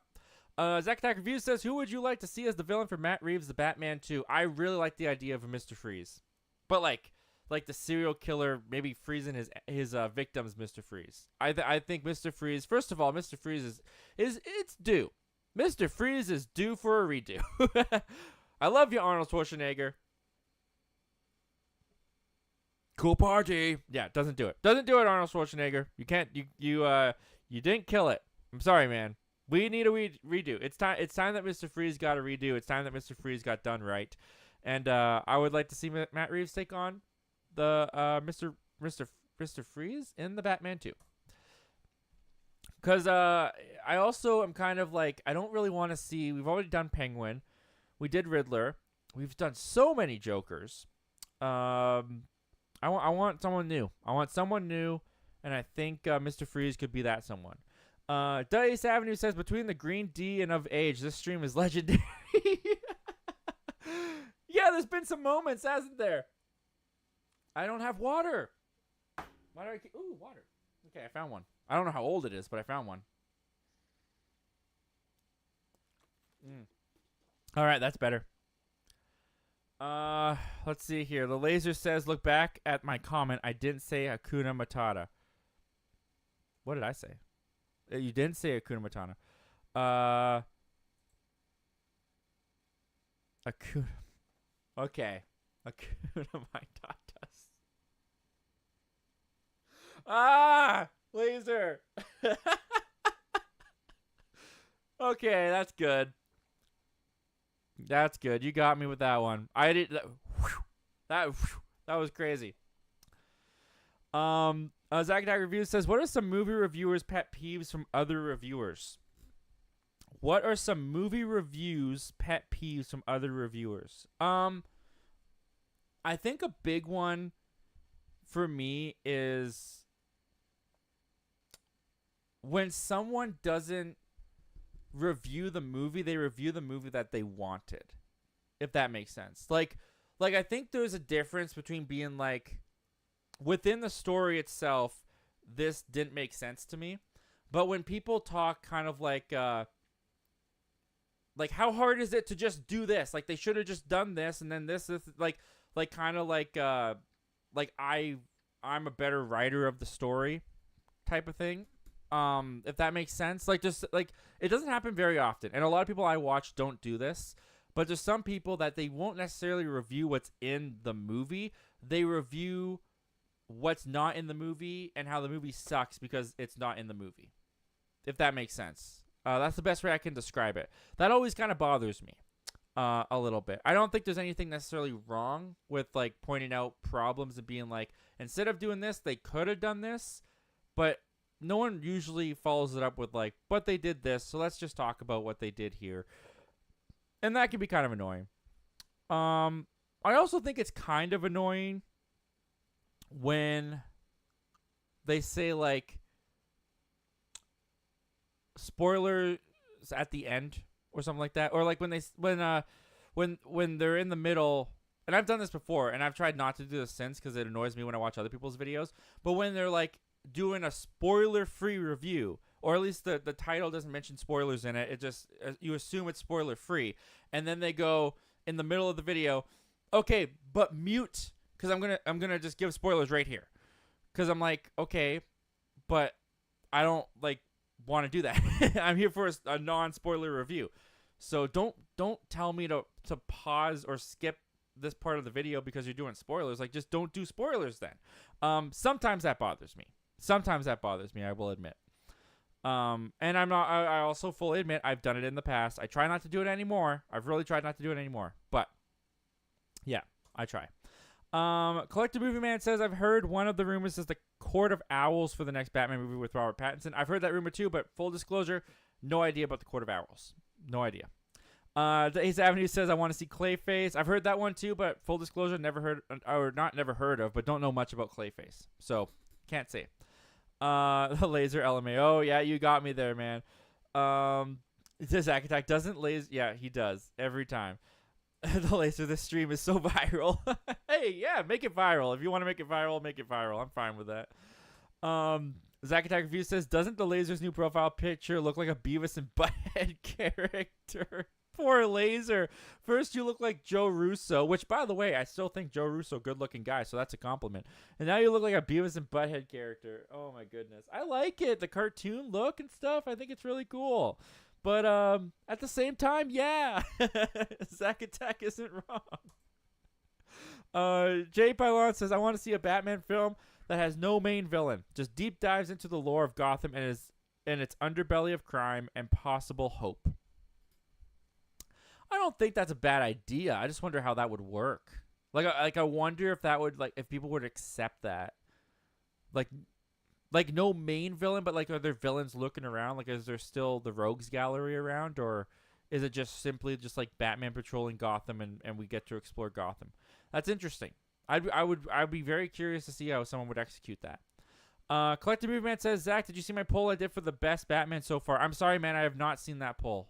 I'll have to check that out. Oh, shoot. Did this freeze again? Nope. It didn't freeze again. Okay.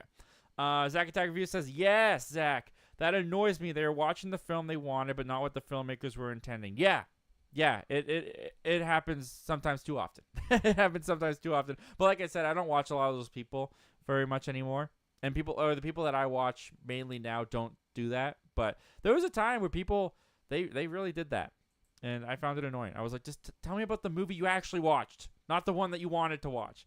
The 8th Avenue says, what's your biggest pet peeve in movies? Mine is the lack of phone chargers. That's brilliant. That's so true. I've never thought about that. These movies swear that everyone's phones are always at 100%. They wake up and their phones are just on the stands. Dude, preach. That's amazing. I've never thought about that, but you're so right. You're so right. That's hilarious. My pet peeve in movies. Well, one thing that it's funny because I'm watching Deadpool, and this happens in Deadpool, but Deadpool can kind of get away with it. But I don't like it when things land on the lens. Like I think in Deadpool it's fine because he's talking to the fourth wall anyways, so he can throw gum onto the lens. But like when I'm watching like an action movie that like is not like I'm just supposed to be immersed in, I don't like it when blood lands on the lens. It annoys me. It takes me out. It reminds me that I'm watching a movie. It reminds me that someone is behind a camera right now filming this. So that bothers me. As far as like pet peeves in movies go, I don't like it when characters like have something to say but they can't just call the person. I know that's a pretty common one. You know what drives me nuts? And this is mostly in like older movies, but I hate when people, I wonder if I have like I hate when people, we'll use this for now. I hate when people are in cars and they're driving and it's like, whoa, that was a crazy day. Yeah, I'm going home now. I can't believe all the crazy stuff that went down today. I'm like, stop moving the steering wheel. People don't drive like that. It doesn't happen as often anymore. But in like older films, it drives me nuts. Who drives like this? Oh yeah, I'm just going to drive off the road, maybe swerve into some lanes on my way home as I drive my car. And it's like, oh, it drives me crazy. It drives me absolutely nuts. Luckily, it doesn't happen very much anymore. But that one does drive me crazy. And yeah, I also hate the whole like, not here. We'll meet here, blah blah blah, or like we won't do it here. We'll do it later, or meet me here. And then it's like, oh, so that person's not gonna make it. They're gonna die. It's just kind of a tell. Yeah, there's a couple. Yeah, that's a couple. But I'm gonna have to add that phone charger one to my list, man, because that is so freaking true. That is so true. The Ace Avenue says, I hope you don't have work early. We are definitely keeping you up. Oh, I mean, it's not too bad. It's 10:20. I do have work tomorrow, by the way. I do have to be up by 6, but I'm totally fine with it. It's only 10:20 here, so that's not too bad. I probably won't clip out Shrek tonight. Oh, who am I kidding? I'll probably clip out Shrek tonight. So I probably won't go to bed till midnight, but you know what? That's okay. That happens. And I'm here for it. I could turn this off anytime I want to, so you don't have to feel bad. It's all my choice. The Laser says, Zach called me Beavis, Horny, and Joe Russo. Damn, bro, I didn't need that. Oh, I love you, Laser. You're the best.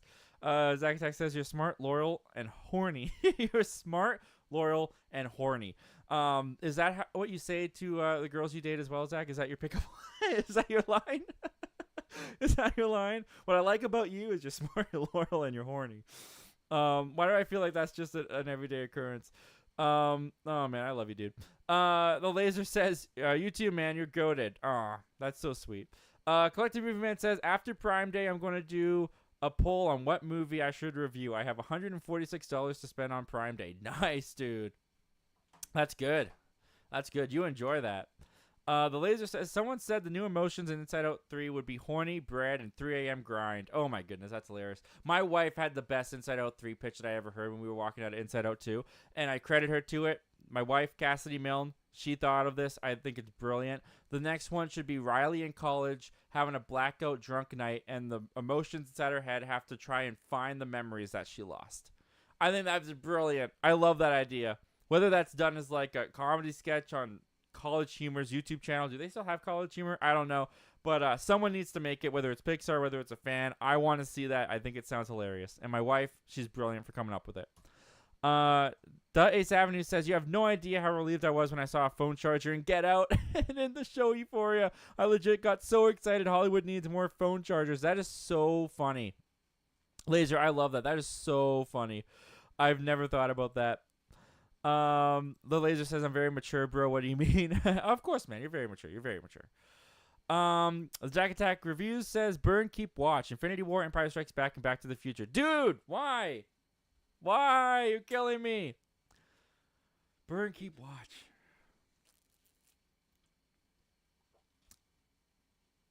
Damn it, man. That's a good one. Okay, I'm going to... I am going to... I gotta keep Back to the Future. I just have to. I gotta keep Back to the Future. I'm gonna watch Infinity War. Wait. No. I'm gonna watch I'm gonna watch Empire Strikes Back. And then I gotta burn Infinity War.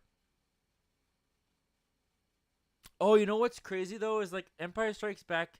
I put in my top 5 movies of all time because it's been there for so long. But if I'm being completely honest with myself, I rewatch Infinity War a lot more than I rewatch Empire. I'm gonna burn Empire. I'm gonna watch Infinity War. I'm gonna watch Infinity War. I'm gonna burn Empire, and I'm gonna keep Back to the Future. Yep, that's what I would do. Stamped. Approval. Zack Attack Review says they really didn't have anyone on set that knew how to drive for like 30 years. Oh, so true. So true. And every time I go back to watch like older movies, oh, it drives me nuts. It drives me absolutely crazy. I'm just Uncle Sam driving down the road like a normal person does when I drive. I got one hand on the wheel and I'm just turning it back and forth. It's like, oh my gosh. Oh man, that did not age well. Drives me crazy. What even is this? The Marvels. Oh, that's what my wallet came in. I've got a Spider-Man wallet that came in. You didn't need to know that, but now you do. Jay Paulon says I saw several movies where they keep talking while driving while looking at the passenger. Those usually wind up with a wreck and a flashback. Yeah, that's true. And sometimes they don't. Sometimes they make it. That's a good one. I'd add that into my list too. Zack Attack Review says, what's your 10th favorite movie of 2024?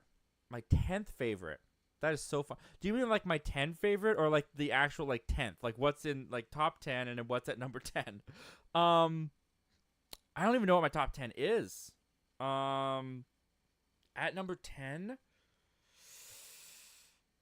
I want to say it's probably something like Monkey Man maybe? It's something that I liked but didn't love for sure. It might be Bad Boys. Let me go to my letterbox real quick. Come on, letterbox. Come on, load. Load for me. Maybe it'll help if I turn on the Wi-Fi. Come on. I want to see my list of 2020. There's been way too many improv songs on this stream. Oh my gosh. I need to stop. Oh my gosh. Letterbox, you suck. Come on. Load. Thank you. I wonder why my Wi-Fi is so slow. It's like someone's been streaming for almost 3 hours. Let's see here. 2024. What would I say is in my top 10? Man, I don't know. Fall Guy might be my 10th. Because I think Fall Guy is in my top 10, but it's lower. I'm going to say Fall Guy for now is at number 10. It's an interesting question that you just want to know what the 10th movie was. The Laser says, my line is leader, loyal, laser. I don't remember horny. Fair enough. Fair enough. The Ace Avenue says, great idea. Make the fan fiction. Dude, maybe I will. Maybe I'll get this, maybe I'll get this green screen pulled out again. And then I'll just like set up the characters. This is how I'll film it too. Is I'll put it behind me, and I'll just play all the characters. Riley's Drunken Night is what I'll call it. I could do that. Weekend's plans are set. The Laser says the 10th favorite is Orion and the Dark. Oh, I never did see that one, but I heard it was actually pretty decent. Zack Attack Review says, how did you know? That's my go-to with the ladies. I also asked them if they have a pension as well. Oh, that's great. That's fantastic. I'm like Kendrick Lamar. Dang. Collector Movie Man says, I'm sorry, I would have to burn Infinity War, keep Empire Strikes Back. Keep Empire Strikes Back and watch Back to the Future. That's fine, dude. I don't blame you. I could go the same way. Because if I'm being honest with myself, I might rewatch Infinity War more than I watch Back to the Future. So do I really want to burn Infinity War? Or do I really want to burn Empire? Oh, tricky. It might just be because I'm in a Star Wars negative mood. Empire Strikes Back is the best Star Wars movie ever made, but I'm still negative about Star Wars right now, I guess. I don't know. Tricky question. I'm glad I don't actually have to go through with this. The Laser says, when you drive like that, you merge without looking. Yeah, you do. Everyone back in the day was doing that. Zack Attack Reviews says Infinity War is greater than Empire Strikes Back. That's fair, man. That's fair.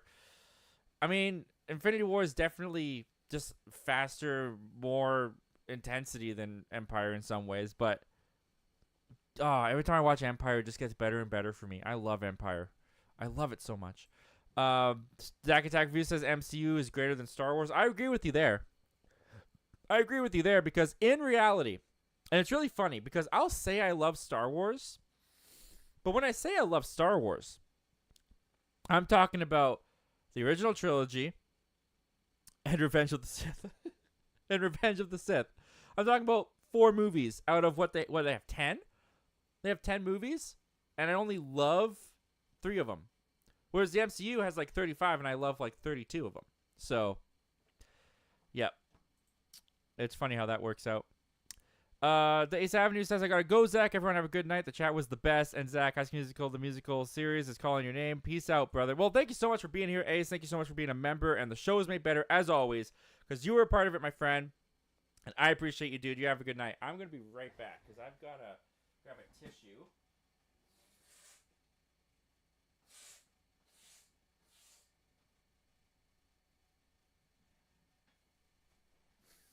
I'm not doing that on camera.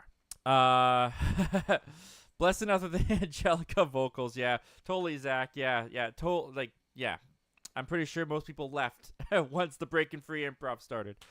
Jay Paulon says, I'm going to follow you on Letterboxd. Let's go. Yeah, do it, man. I'm on Zach Milne Talks Movies on Letterboxd. That's about it. And I really do try to post a review, a little short review for everything that I do watch. And I'm sorry, I'm watching my video back now. I'm currently blowing my nose off camera. So when you guys are watching me blow my nose off camera, I'm at this part in life because there's a little bit of a lag to the video. A little behind the scenes for you there.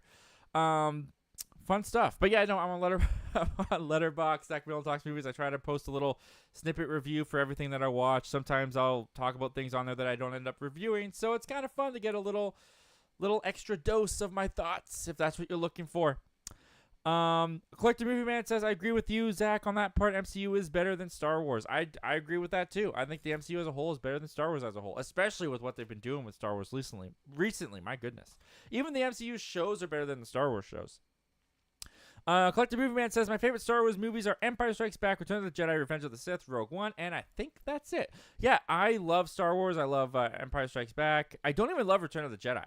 I really like the last act of Return of the Jedi with Vader and Luke battling and Vader's redemption, and I like the beginning in Jabba's hut. I get kind of bored when they're in the forest hanging out with the Ewoks. That's just something that didn't really age well for me as I grew up. But I still like the movie, but I no longer love the movie. I love Empire. I love Star Wars. I love Revenge of the Sith. Flaws and all, I love it.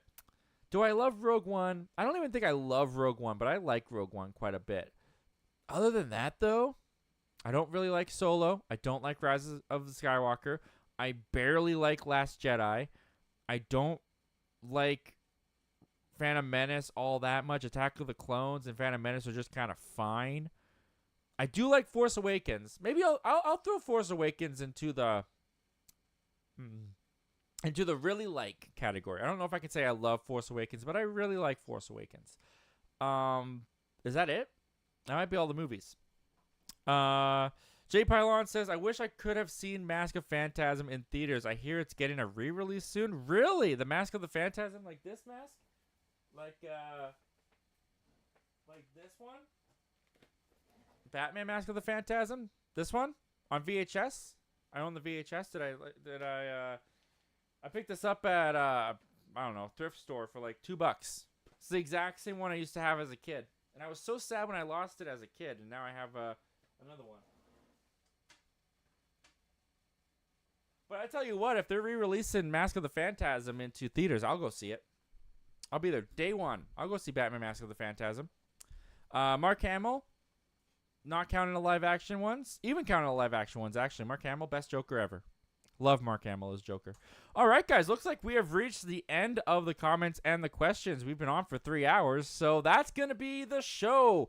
Guys, thank you so much, everybody who joined. Thank you, everyone who contributed to the chat. It was fun things to talk about. Everyone who super chatted, the Ace Avenue, Jason Entertainment as well, guys. Thank you so much for contributing to us in the super chats and contributing to the show in that way. Yes, guys. Once again, just a reminder before we go that Our hours are changing. Starting next week, we are going to be at 6 p.m. Pacific Standard Time. Central Time will be at 8 p.m. Eastern Standard Time will be at 9 p.m. And we're going to try and end the show at around the 2.5 hour mark, 8:30. We went for 3 hours tonight, and it was great. So maybe we'll go for 3 hours those nights as well. But as it is, that's kind of the schedule for the rest of the summertime. I appreciate you guys once again for being here. I had a blast. I hope you did too. Check out everyone that's in the chat. They have channels of their own. And I will see you guys again next week. Same exact time, same exact channel. Have a good week, everybody.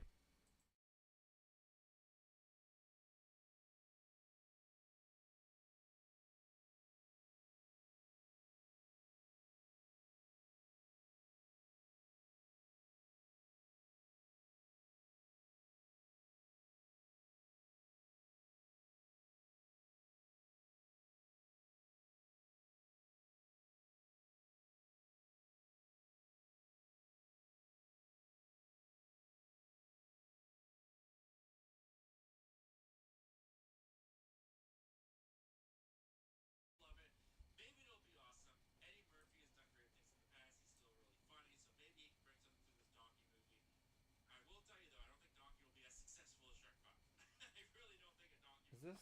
What the frick is happening right now?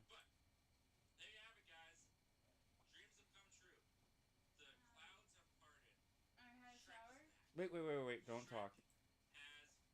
Oh, shoot. Yeah. I am still live. Yeah, but I don't think it's on. No, it's on. I just saw it. I need to... I don't know why it didn't turn off. Yeah, don't talk. Don't say anything. Because I hit the button. No one's watching at the moment, but this will be a fun little... Hi, welcome to the end credit sequence. This is the end credits of the show, apparently. Because I hit the button. And I don't know why it's still saying I'm live. One sec. Sorry, honey. I'll just have to figure this out. And if anyone watches, they're just gonna watch me fumble. Because I don't know if OBS did an update. On my phone, it's just that picture of him. That's it. Yeah, I took the picture off to see if I was still live, and I popped up on the browser. Actually, I'm gonna put the picture back up now that you mentioned.